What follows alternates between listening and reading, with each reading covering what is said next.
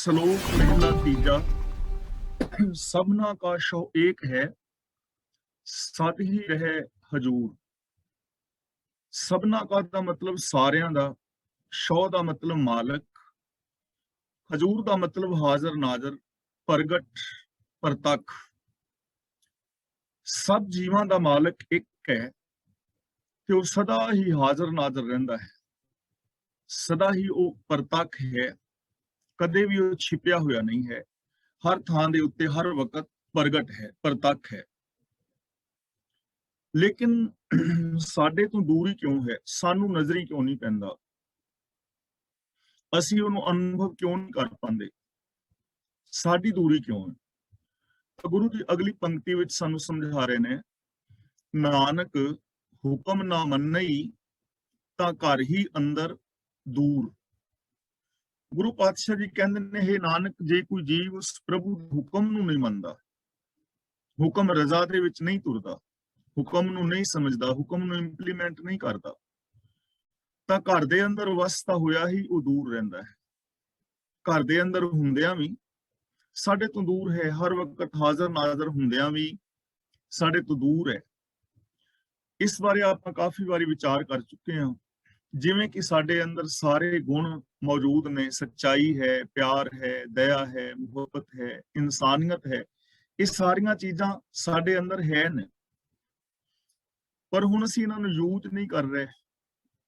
ਤਾਂ ਯੂਜ਼ ਨਾ ਕਰਨ ਕਰਕੇ ਸਾਡੇ ਤੋਂ ਤਾਂ ਦੂਰ ਹੀ ਨੇ ਨਾ। ਸੱਚ ਵੀ ਦੂਰ, ਦਇਆ ਵੀ ਦੂਰ, ਪਿਆਰ ਵੀ ਦੂਰ, ਇਨਸਾਨੀਅਤ ਵੀ ਦੂਰ, ਕਿਉਂਕਿ ਇਸ ਸਿਸਟਮ ਨੂੰ ਫੋਲੋ ਹੀ ਨਹੀਂ ਕੀਤਾ। ਤਾਂ ਜੇ ਰਜ਼ਾ ਭਾਣੇ ਵਿੱਚ ਨਾ ਤੁਰਿਆ ਜਾਏ ਤਾਂ ਫਿਰ ਘਰ ਦੇ ਅੰਦਰ ਹੁੰਦਿਆਂ ਹੋਇਆਂ ਵੀ ਉਹ ਪ੍ਰਭੂ ਸਾਡੇ ਤੋਂ ਦੂਰ ਹੀ ਹੈ। ਇਸ ਕਰਕੇ ਸਾਡੀ ਵਿੱਥ ਬਣੀ ਰਹਿੰਦੀ ਹੈ। ਤਾਂ ਹੁਣ ਇਹ ਗੱਲ ਸਾਡੀ ਸਮਝ ਆ ਗਈ ਕਿ ਪ੍ਰਭੂ ਹਰ ਥਾਂ ਦੇ ਉੱਤੇ ਵਿਆਪਕ ਹੈ। ਸਾਰਾ ਸੰਸਾਰ ਦਿਸਦਾ ਰੂਪ ਹੈ ਉਸ ਪ੍ਰਭੂ ਦਾ, ਪਰ ਕਿਉਂਕਿ ਅਸੀਂ ਸਿਸਟਮ ਨੂੰ ਫੋਲੋ ਨਹੀਂ ਕਰ ਰਹੇ, ਅਸੀਂ ਉਹਦੇ ਗੁਣਾਂ ਨੂੰ ਇੰਪਲੀਮੈਂਟ ਨਹੀਂ ਕਰ ਰਹੇ, ਅਸੀਂ ਉਹਨੂੰ ਅਨੁਭਵ ਕਰ ਨਹੀਂ ਰਹੇ, ਰਜ਼ਾ ਪਾਣੇ ਵਿੱਚ ਰਹਿ ਨਹੀਂ ਰਹੇ, ਇਸ ਕਰਕੇ ਸਾਨੂੰ ਉਹ ਦੂਰ ਭਾਸਦਾ ਹੈ ਔਰ ਸਾਡੀ ਹਮੇਸ਼ਾ ਹੀ ਰੱਬੀ ਗੁਣਾਂ ਤੋਂ ਦੂਰੀ ਬਣੀ ਰਹਿੰਦੀ ਹੈ। ਹੁਕਮ ਵੀ ਤਿਨਾ ਮਨਾਏ ਸੀ ਜਿਨ ਕੋ ਨਦਰ ਕਰੇ। ਹੁਣ ਹੁਕਮ ਵੀ ਉਹਨਾਂ ਜੀਵਾਂ ਤੋਂ ਮਨਾਉਂਦਾ ਹੈ ਜਿਨ੍ਹਾਂ ਉੱਤੇ ਮਿਹਰ ਦੀ ਨਜ਼ਰ ਕਰਦਾ ਹੈ, ਰਹਿਮਤ ਦੀ ਨਜ਼ਰ ਕਰਦਾ ਹੈ, ਜੋ ਬਖਸ਼ਿਸ਼ ਦੇ ਪਾਤਰ ਬਣਦੇ ਨੇ, ਉਹਨਾਂ ਤੋਂ ਹੁਕਮ ਮਨਾਉਂਦਾ ਹੈ। ਹੁਣ ਮਿਹਰ, ਰਜ਼ਾ ਬਾਰੇ, ਮਿਹਰ ਬਾਰੇ, ਕਿਰਪਾ ਬਾਰੇ, ਰਹਿਮਤ ਬਾਰੇ ਅਸੀਂ ਬਹੁਤ ਵਾਰ ਵਿਚਾਰ ਕਰ ਚੁੱਕੇ ਹਾਂ ਕਿ ਪ੍ਰਭੂ ਦੀ ਰਹਿਮਤ ਹਰ ਪਾਸੇ ਬਰਸ ਰਹੀ ਹੈ। ਕੋਈ ਐਸੀ ਥਾਂ ਨਹੀਂ ਜਿੱਥੇ ਰਹਿਮਤ ਨਹੀਂ ਹੈ। ਸਾਰਾ ਜਗਤ ਉਸ ਪ੍ਰਭੂ ਦੀ ਰਹਿਮਤ ਹੀ ਤੇ ਹੈ। ਜੋ ਵੀ ਅਸੀਂ ਵੇਖ ਰਹੇ ਹਾਂ ਉਹਦੀ ਰਹਿਮਤ ਦਾ ਹੀ ਤੇ ਪ੍ਰਗਟਾਵਾ ਹੈ। ਜ਼ਰੂਰਤ ਤਾਂ ਇਸ ਰਹਿਮਤ ਨੂੰ ਮਾਣਨ ਦੀ ਹੈ।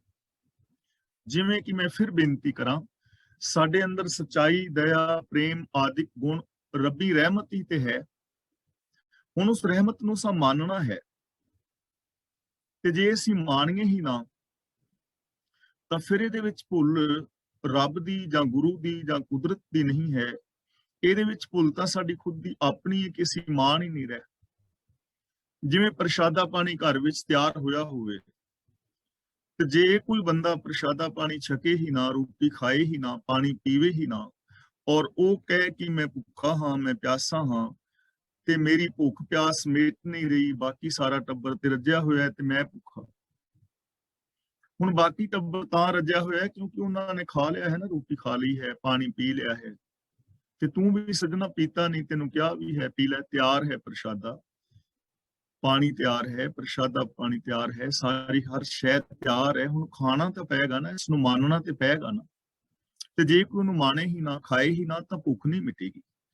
ਇਸੇ ਤਰ੍ਹਾਂ ਸਾਨੂੰ ਸੱਚ ਦਾ, ਦਇਆ ਦਾ, ਪ੍ਰੇਮ ਦਾ ਪਤਾ ਤਾਂ ਹੈ, ਸਾਡੇ ਅੰਦਰ ਵੀ ਹੈ, ਪਰ ਜੇ ਅਸੀਂ ਇਹਨਾਂ ਨੂੰ ਮਾਣਦੇ ਹੀ ਨਹੀਂ ਤਾਂ ਫਿਰ ਅਸੀਂ ਰੱਬ ਦੀ ਰਹਿਮਤ ਤੋਂ ਖੁਦ ਵਾਂਝੇ ਰਹਿ ਰਹੇ ਹਾਂ।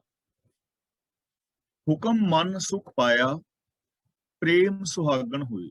ਮਨ ਦਾ ਮਤਲਬ ਮੰਨ ਕੇ, ਸੁਹਾਗਣ ਦਾ ਮਤਲਬ ਸੁਭਾਗਣ, ਚੰਗੇ ਭਾਗਾਂ ਵਾਲੀ, ਖੁਸ਼ਕਿਸਮਤ। ਜਿਸਨੇ ਵੀ ਹੁਕਮ ਮੰਨਿਆ ਉਹਨੇ ਹੁਕਮ ਮੰਨ ਕੇ ਸੁਖ ਪਾ ਲਿਆ।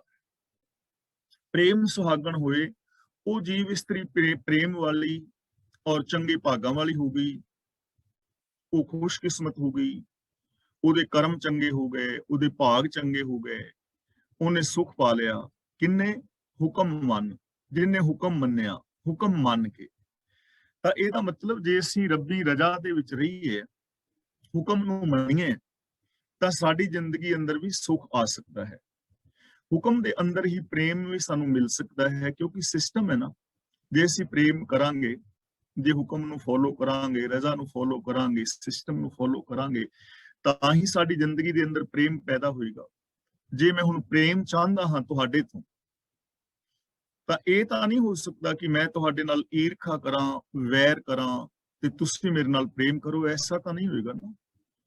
ਪ੍ਰੇਮ ਵਾਸਤੇ ਵੀ ਕੋਈ ਨਿਯਮ ਨੇ ਨਾ, ਕਿ ਮੈਂ ਵੀ ਤੁਹਾਡੇ ਨਾਲ ਪਿਆਰ ਕਰਾਂ, ਤੁਹਾਡਾ ਆਦਰ ਕਰਾਂ, ਤੁਹਾਡਾ ਸਹਿਯੋਗ ਕਰਾਂ, ਤਾਂ ਤੁਹਾਡੇ ਕੋਲੋਂ ਵੀ ਮੈਨੂੰ ਪਿਆਰ ਸਤਿਕਾਰ ਮਿਲੇਗਾ। ਇਸ ਲਈ ਜਿਨ੍ਹਾਂ ਨੇ ਹੁਕਮ ਮੰਨਿਆ, ਉਹਨਾਂ ਨੇ ਹੁਕਮ ਮੰਨ ਕੇ ਆਤਮਿਕ ਸੁਖ ਪਾਇਆ, ਉਹਨਾਂ ਨੇ ਪ੍ਰੇਮ ਪਾਇਆ, ਉਹ ਇਨਸਾਨ ਭਾਗਾਂ ਵਾਲੇ ਹੋ ਗਏ। ਮਹਿਲਾ ਤੀਜਾ, ਰਹਿਣ ਸਬਾਈ ਜਲ ਮੁਈ ਕੰਤ ਨ ਲਾਇਓ ਭਾਵ। ਰਹਿਣ ਦਾ ਮਤਲਬ ਰਾਤ, ਰਹਿਣ ਸਬਾਈ ਦਾ ਮਤਲਬ ਸਾਰੀ ਰਾਤ, ਯਾਨੀ ਸਾਰੀ ਉਮਰ। ਇੱਥੇ ਰਹਿਣ ਸਾਰੀ ਉਮਰ ਨੂੰ ਕਹਿ ਰਹੇ ਨੇ। ਰਹਿਣ ਸਬਾਈ ਸਾਰੀ ਉਮਰ। ਜਲ ਮੁਈ ਦਾ ਮਤਲਬ ਸੜ ਕੇ ਮਰ ਗਈ। ਕੰਤ ਨਾ ਲਾਇਓ ਭਾਉ, ਭਾਉ ਦਾ ਮਤਲਬ ਪਿਆਰ, ਜਿਹਨੇ ਪ੍ਰਭੂ ਦੇ ਨਾਲ ਪ੍ਰੀਤ ਨਾ ਪਾਈ। ਤਾਂ ਜਿਸਨੇ ਪ੍ਰਭੂ ਦੇ ਨਾਲ ਪਿਆਰ ਨਹੀਂ ਕੀਤਾ, ਉਹ ਜੀਵ ਇਸਤਰੀ ਸਾਰੀ ਜ਼ਿੰਦਗੀ ਦੁੱਖਾਂ ਦੇ ਵਿੱਚ ਸੜ ਸੜ ਕੇ ਆਤਮਿਕ ਮੌਤ ਤੇ ਮਰ ਗਈ। ਜਿਹਨੇ ਪ੍ਰਭੂ ਨਾਲ ਪਿਆਰ ਨਹੀਂ ਕੀਤਾ, ਯਾਨੀ ਰੱਬੀ ਗੁਣਾਂ ਦੇ ਨਾਲ ਨਹੀਂ ਪਿਆਰ ਕੀਤਾ, ਸੱਚ ਨਾਲ, ਦਇਆ ਨਾਲ, ਪਿਆਰ ਨਾਲ, ਇਹਨਾਂ ਗੁਣਾਂ ਦਾ ਜੋ ਧਾਰਨੀ ਨਹੀਂ ਹੋਇਆ, ਜੋ ਰੱਬੀ ਰਜ਼ਾ ਪਾਣੇ ਵਿੱਚ ਨਹੀਂ ਤੁਰਿਆ, ਜਿਨੇ ਕਿਸੇ ਨਿਯਮ ਨਿਯਮਾਵਲੀ ਨੂੰ ਫੋਲੋ ਨਹੀਂ ਕੀਤਾ, ਉਹ ਸਾਰੀ ਜ਼ਿੰਦਗੀ ਦੁੱਖਾਂ ਦੇ ਅੰਦਰ ਸੜਦਾ ਰਿਹਾ ਔਰ ਆਖਿਰ ਉਹ ਆਤਮਿਕ ਮੌਤ ਤੇ ਵੀ ਮਰ ਗਿਆ। ਜਲ ਮੁਈ ਦਾ ਮਤਲਬ ਸੜ ਸੜ ਕੇ ਮਰ ਗਿਆ, ਵਿਕਾਰਾਂ ਦੇ ਵਿੱਚ ਸੜ ਸੜ ਕੇ ਆਤਮਿਕ ਮੌਤ ਸਹਿੜ ਲਈ। ਖੁਸ਼ੀਆਂ ਖਤਮ ਹੋ ਗਈਆਂ, ਆਤਮਿਕ ਜੀਵਨ ਖਤਮ ਹੋ ਗਿਆ, ਇਨਸਾਨੀਅਤ ਅੰਦਰੋਂ ਮੁੱਕ ਗਈ, ਜ਼ਮੀਰ ਮਰ ਗਈ ਔਰ ਸਾਰੀ ਜ਼ਿੰਦਗੀ ਦੁੱਖਾਂ ਦੇ ਅੰਦਰ ਵੀ ਸੜਦਾ ਰਿਹਾ। ਕੌਣ? ਜਿਸਨੇ ਪ੍ਰਭੂ ਦੇ ਨਾਲ ਪਿਆਰ ਨਹੀਂ ਪਾਇਆ, ਜਿਸਨੇ ਰੱਬੀ ਗੁਣਾਂ ਦੇ ਨਾਲ ਪ੍ਰੀਤ ਨਹੀਂ ਪਾਈ। ਤਾਂ ਜੋ ਵੀ ਇਨਸਾਨ ਰੱਬੀ ਗੁਣਾਂ ਤੋਂ ਵਾਂਝਾ ਰਹੇਗਾ, ਜਿਸ ਦੀ ਗੁਣਾਂ ਦੇ ਨਾਲ ਪ੍ਰੀਤ ਨਹੀਂ ਹੋਏਗੀ, ਵਿਕਾਰਾਂ ਨਾਲ ਜਿਹਦਾ ਪਿਆਰ ਹੋਏਗਾ, ਉਹਦੇ ਜੀਵਨ ਦੇ ਅੰਦਰ ਦੁੱਖ ਆਣਗੇ ਹੀ ਆਣਗੇ, ਉਹਦੇ ਅੰਦਰੋਂ ਇਨਸਾਨੀਅਤ ਖਤਮ ਹੋਏਗੀ ਹੀ ਹੋਏਗੀ, ਉਹਦੀਆਂ ਖੁਸ਼ੀਆਂ ਖਤਮ ਹੋਣਗੀਆਂ ਹੀ ਹੋਣਗੀਆਂ। ਇਹ ਨਿਯਮ ਹੈ। ਇਸ ਲਈ ਜੇ ਅਸੀਂ ਚਾਹੁੰਦੇ ਹਾਂ ਕਿ ਸਾਡੀ ਜ਼ਿੰਦਗੀ ਵਿੱਚੋਂ ਖੁਸ਼ੀਆਂ ਖਤਮ ਨਾ ਹੋਣ, ਅਸੀਂ ਦੁਖੀ ਨਾ ਹੋਈਏ, ਤਾਂ ਉਹਦੇ ਵਾਸਤੇ ਇੱਕ ਹੀ ਨੇਮ ਹੈ ਕਿ ਅਸੀਂ ਰੱਬੀ ਗੁਣਾਂ ਦੇ ਨਾਲ ਪਿਆਰ ਕਰੀਏ, ਗੁਣਾਂ ਦੇ ਧਾਰਨੀ ਹੋਈਏ, ਰੱਬੀ ਰਜ਼ਾ ਦੇ ਵਿੱਚ ਤੁਰੀਏ, ਲਾ ਆਫ ਨੇਚਰ ਨੂੰ ਫੋਲੋ ਕਰੀਏ, ਗੁਰੂ ਸਾਹਿਬ ਜੀ ਦੇ ਦਿੱਤੇ ਹੋਏ ਵੇ ਆਫ ਲਾਈਫ ਨੂੰ ਅਪਣਾਈਏ। ਨਾਨਕ ਸੁਖ ਵਸਨ ਸੁਹਾਗਣੀ, ਜਿਨ ਪਿਆਰਾ ਪੁਰਖ ਹਰ ਰਾਓ। ਇੱਥੇ ਤੁਸੀਂ ਸੁਹਾਗਣੀ ਸ਼ਬਦ ਵੇਖ ਰਹੇ ਹੋ। ਸੱਸੇ ਦੇ ਉੱਤੇ ਹੋੜਾ ਵੀ ਲੱਗਾ ਹੋਇਆ ਹੈ ਔਰ ਸੱਸੇ ਥੱਲੇ ਔਂਕੜ ਵੀ ਲੱਗਾ ਹੋਇਆ ਹੈ। ਸ਼ੁੱਧ ਸ਼ਬਦ ਹੈ ਸੁਹਾਗਣੀ, ਲੇਕਿਨ ਇਹਨੂੰ ਪੜ੍ਹਨਾ ਹੈ ਸੁਹਾਗਣੀ ਊੜਾ ਲਗਾ ਕੇ, ਕਿਉਂਕਿ ਗੁਰੂ ਸਾਹਿਬ ਜੀ ਨੇ ਹੋੜਾ ਲਗਾ ਕੇ ਸ਼ੁੱਧ ਸ਼ਬਦ ਵੀ ਦੱਸਿਆ ਹੈ ਔਰ ਲਗ ਮਾਤਰਾ ਨੂੰ ਪੂਰਿਆ ਕਰਨ ਵਾਸਤੇ ਔਂਕੜ ਸ਼ਬਦ ਲਗਾਇਆ ਗਿਆ ਹੈ। ਸੁਖ ਦੇ ਖੱਖੇ ਨਾਲ ਸਿਹਾਰੀ ਹੈ, ਜਿਸ ਦਾ ਮਤਲਬ ਸੁਖ ਨਾਲ ਜਾਂ ਸੁਖ ਵਿੱਚ। ਪਰ ਜਿਨ੍ਹਾਂ ਦਾ ਪਿਆਰਾ ਪੁਰਖ ਖਸਮ ਹੈ, ਜਿਨ ਪਿਆਰਾ ਪੁਰਖ ਹਰ ਰਾਓ, ਜਿਨ੍ਹਾਂ ਦਾ ਮਾਲਕ ਪ੍ਰਭੂ ਹੈ, ਜੋ ਪ੍ਰਭੂ ਦੀ ਸ਼ਰਨ ਵਿੱਚ ਨੇ, ਨਾਨਕ ਸੁਖ ਵਸਨ ਸੁਹਾਗਣੀ, ਉਹ ਭਾਗਾਂ ਵਾਲੀਆਂ ਸੁਖ ਦੇ ਨਾਲ ਵਸਦੀਆਂ ਨੇ, ਸੁਖ ਦੇ ਨਾਲ ਸੌਂਦੀਆਂ ਨੇ। ਉਹਨਾਂ ਦੀ ਸਾਰੀ ਜ਼ਿੰਦਗੀ ਸੁਖਾਂ ਦੇ ਵਿੱਚ ਬੀਤਦੀ ਹੈ, ਜਿਨ੍ਹਾਂ ਦਾ ਪਿਆਰ ਪ੍ਰਭੂ ਦੇ ਨਾਲ ਹੈ, ਜੋ ਪ੍ਰਭੂ ਦੇ ਚਰਨਾਂ ਦੀ ਸ਼ਰਨ ਵਿੱਚ ਨੇ, ਜੋ ਰੱਬੀ ਰਜ਼ਾ ਵਿੱਚ ਤੁਰਦੇ ਨੇ, ਜਾਂ ਜੋ ਰੱਬੀ ਗੁਣਾਂ ਦੇ ਧਾਰਨੀ ਨੇ। ਉਹਨਾਂ ਦੀ ਸਾਰੀ ਜ਼ਿੰਦਗੀ ਦੀ ਰਾਤ ਸੁੱਖਾਂ ਦੇ ਨਾਲ ਬੀਤਦੀ ਹੈ, ਉਹ ਚੈਨ ਦੇ ਨਾਲ ਆਪਣਾ ਜੀਵਨ ਬਿਤਾਉਂਦੇ ਨੇ, ਉਹ ਖੁਸ਼ ਔਰ ਪ੍ਰਸੰਨਤਾ ਵਾਲੀ ਜ਼ਿੰਦਗੀ ਜੀਂਦੇ ਨੇ। ਪੌੜੀ, ਸਭ ਜਗ ਫਿਰ ਮੈਂ ਦੇਖਿਆ ਹਰ ਇੱਕੋ ਦਾਤਾ। ਫਿਰ ਦਾ ਮਤਲਬ ਫਿਰ ਕੇ, ਢੂੰਡ ਕੇ, ਪਰਖ ਕੇ।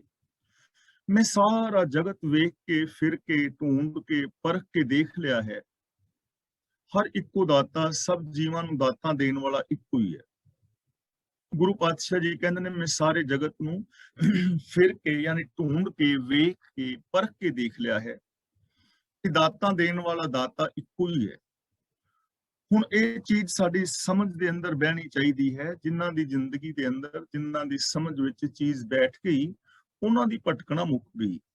ਉਹਨਾਂ ਨੂੰ ਇਹ ਸਮਝ ਆ ਗਈ ਕਿ ਕੋਈ ਬਾਬਾ, ਕੋਈ ਦੇਵੀ ਦੇਵਤਾ, ਕੋਈ ਕਰਾਮਾਤ ਜਾਂ ਕੋਈ ਜੋਤਸ਼ੀ, ਕੋਈ ਜੰਤਰ ਮੰਤਰ ਦੇ ਨਾਲ ਸਾਨੂੰ ਕੋਈ ਸੁੱਖ ਨਹੀਂ ਮਿਲ ਸਕਦਾ। ਰੱਬੀ ਸਿਸਟਮ ਤੋਂ ਬਾਹਰ ਸਾਨੂੰ ਕੋਈ ਦਾਤ ਨਹੀਂ ਮਿਲ ਸਕਦੀ। ਜੋ ਕੁਝ ਵੀ ਸੁੱਖ ਔਰ ਦੁੱਖ ਹੈ, ਉਹ ਰਜ਼ਾ ਦੇ ਅੰਦਰ ਹੈ, ਉਹ ਹੁਕਮ ਦੇ ਅੰਦਰ ਹੈ, ਉਹ ਸਿਸਟਮ ਦੇ ਅੰਦਰ ਹੈ, ਉਸ ਤੋਂ ਬਾਹਰ ਨਹੀਂ ਹੈ। ਹੁਣ ਜਿਨ੍ਹਾਂ ਨੂੰ ਵੀ ਕੋਈ ਦਾਤ ਮਿਲ ਰਹੀ ਹੈ, ਚਾਹੇ ਉਹ ਜੀਵਨ ਹੈ, ਤਾਂ ਸਾਰਿਆਂ ਨੂੰ ਇੱਕੋ ਸਿਸਟਮ ਵਿੱਚ ਮਿਲ ਰਿਹਾ ਹੈ। ਸਾਰੇ ਇੱਕ ਹੀ ਤਰ੍ਹਾਂ ਪੈਦਾ ਹੋ ਰਹੇ ਨੇ।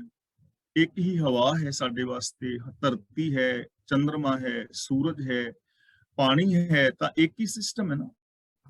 ਉਸ ਇੱਕ ਕਾਨੂੰਨ ਦੇ ਅੰਦਰ ਹੀ ਹਰ ਇੱਕ ਨੂੰ ਹਰ ਸ਼ੈ ਮਿਲ ਰਹੀ ਹੈ। ਇਸ ਸਿਸਟਮ ਤੋਂ ਬਾਹਰ ਨਹੀਂ ਹੈ। ਤਾਂ ਇੱਕ ਹੀ ਦਾਤਾ ਹੈ, ਹੋਰ ਕੋਈ ਦਾਤਾ ਨਹੀਂ ਹੈ। ਉਪਾਏ ਕਿਤੈ ਨਾ ਪਾਈਐ, ਹਰ ਕਰਮ ਵਿਧਾਤਾ। ਕਿਸੇ ਉਪਾਅ ਦੇ ਨਾਲ ਨਹੀਂ ਪਾਇਆ ਜਾ ਸਕਦਾ, ਕਿਸੇ ਵੀ ਉਪਾਅ ਦੇ ਨਾਲ। ਕਰਮ ਵਿਧਾਤਾ ਦਾ ਮਤਲਬ ਕਰਮਾਂ ਅਨੁਸਾਰ ਜੀਵਾਂ ਨੂੰ ਜੋ ਦਾਤਾਂ ਦੇਣ ਵਾਲਾ ਹੈ। ਕਰਮਾਂ ਅਨੁਸਾਰ ਦਾਤਾਂ ਮਿਲਦੀਆਂ ਨੇ ਨਾ। ਕਰਮ ਤੋਂ ਬਿਨਾਂ ਇਸ ਦੁਨੀਆ ਵਿੱਚ ਕੁਝ ਨਹੀਂ ਮਿਲਦਾ ਹੈ। ਜੋ ਕਰਮਾਂ ਦੇ ਫਲ ਦੇਣ ਵਾਲਾ ਹੈ, ਇਸ ਦੁਨੀਆ ਦੇ ਵਿੱਚ ਜੋ ਵੀ ਅਸੀਂ ਕਰਦੇ ਹਾਂ, ਸੁੱਖ ਔਰ ਦੁੱਖ ਸਾਡੇ ਹੀ ਕਰਮਾਂ ਅਨੁਸਾਰ ਸਾਨੂੰ ਮਿਲਦਾ ਹੈ। ਜੇ ਸਾਡੀ ਸੋਚ ਨੈਗੇਟਿਵ ਹੈ ਤਾਂ ਸਾਡੇ ਅੰਦਰ ਨੈਗੇਟਿਵਿਟੀ ਪੈਦਾ ਹੋ ਜਾਏਗੀ, ਸਾਡੇ ਅੰਦਰ ਨਕਾਰਾਤਮਕਤਾ ਆ ਜਾਏਗੀ, ਅਸੀਂ ਨਿਰਾਸ਼ਾਵਾਦੀ ਹੋ ਜਾਵਾਂਗੇ। ਜੇ ਸਾਡੀ ਸੋਚ ਪੋਜ਼ਿਟਿਵ ਹੈ, ਅਸੀਂ ਚੰਗਾ ਸੋਚਦੇ ਹਾਂ, ਤਾਂ ਅਸੀਂ ਆਸ਼ਾਵਾਦੀ ਹੋ ਜਾਵਾਂਗੇ, ਕਿਉਂਕਿ ਸਾਡੀ ਸੋਚ ਸਕਾਰਾਤਮਕ ਹੈ। ਜੈਸੀ ਸਾਡੀ ਸੋਚ ਹੈ, ਵੈਸਾ ਹੀ ਸਾਡਾ ਜੀਵਨ ਬਣ ਜਾਏਗਾ। ਜੇ ਮੇਰੀ ਬੋਲ ਬਾਣੀ ਤੁਹਾਡੇ ਨਾਲ ਚੰਗੀ ਹੈ ਤਾਂ ਤੁਸੀਂ ਵੀ ਚੰਗੇ ਬੋਲ ਬੋਲੋਗੇ, ਮੈਨੂੰ ਆਦਰ ਮਾਨ ਮਿਲੇਗਾ। ਤੇ ਜੇ ਮੇਰੀ ਬੋਲ ਬਾਣੀ ਮਾੜੀ ਹੈ ਤਾਂ ਫਿਰ ਤੁਹਾਡੇ ਕੋਲੋਂ ਵੀ ਨਿਰਾਦਰ ਮਿਲੇਗਾ। ਕਰਮ ਅਨੁਸਾਰ ਹੀ ਹੈ ਨਾ। ਤਾਂ ਗੁਰੂ ਜੀ ਕਹਿੰਦੇ ਨੇ, ਉਹ ਕਿਸੇ ਉਪਾਅ ਦੇ ਨਾਲ ਜੇ ਰੱਬ ਨੂੰ ਤੁਸੀਂ ਪਾਣਾ ਚਾਹੋ ਤੇ ਉਹਨੂੰ ਨਹੀਂ ਪਾਓਗੇ। ਕਿਹੜੇ ਉਪਾਅ ਨਾਲ ਪਾਓਗੇ?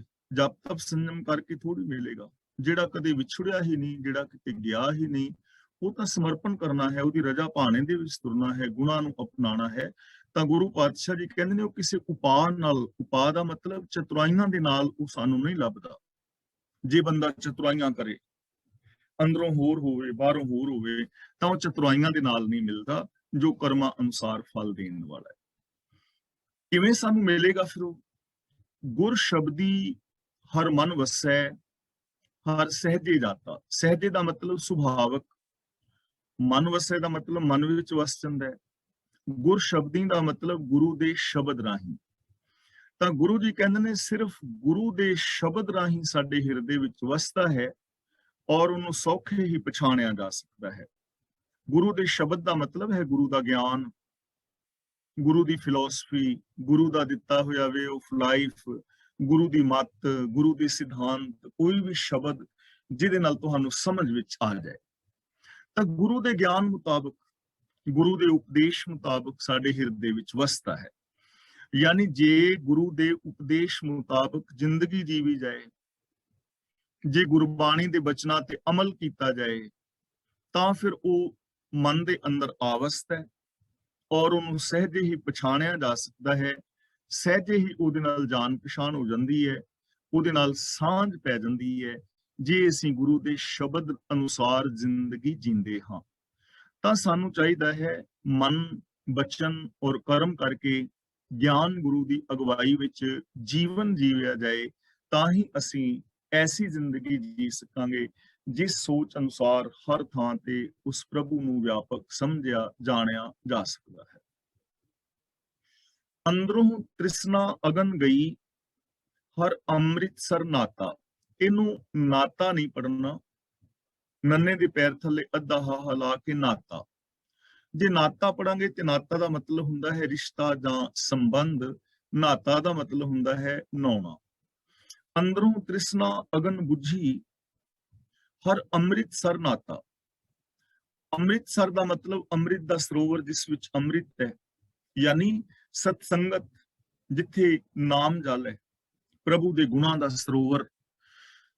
ਤਾਂ ਜੋ ਮਨੁੱਖ ਸਤਸੰਗ ਵਿੱਚ ਜਾ ਕੇ ਰੱਬੀ ਗੁਣਾਂ ਦੇ ਅੰਦਰ ਇਸ਼ਨਾਨ ਕਰਦਾ ਹੈ, ਉਸ ਦੀ ਤ੍ਰਿਸ਼ਨਾ ਬੁੱਝ ਜਾਂਦੀ ਹੈ। ਇੱਥੇ ਅੰਮ੍ਰਿਤਸਰ ਨਾਤਾ ਦਾ ਮਤਲਬ ਰੱਬੀ ਗੁਣਾਂ ਦੇ ਵਿੱਚ ਆਤਮਿਕ ਜੀਵਨ ਦੇਣ ਵਾਲੇ ਜੋ ਗੁਣ ਨੇ, ਉਹਨਾਂ ਦੇ ਅੰਦਰ ਇਸ਼ਨਾਨ ਕਰਨਾ ਹੈ। ਸੱਚਾਈ ਹੈ, ਦਇਆ ਹੈ, ਨਿਰਭੈਤਾ ਹੈ, ਨਿਰਵੈਰਤਾ ਹੈ, ਪ੍ਰੇਮ ਹੈ, ਮੁਹੱਬਤ ਹੈ।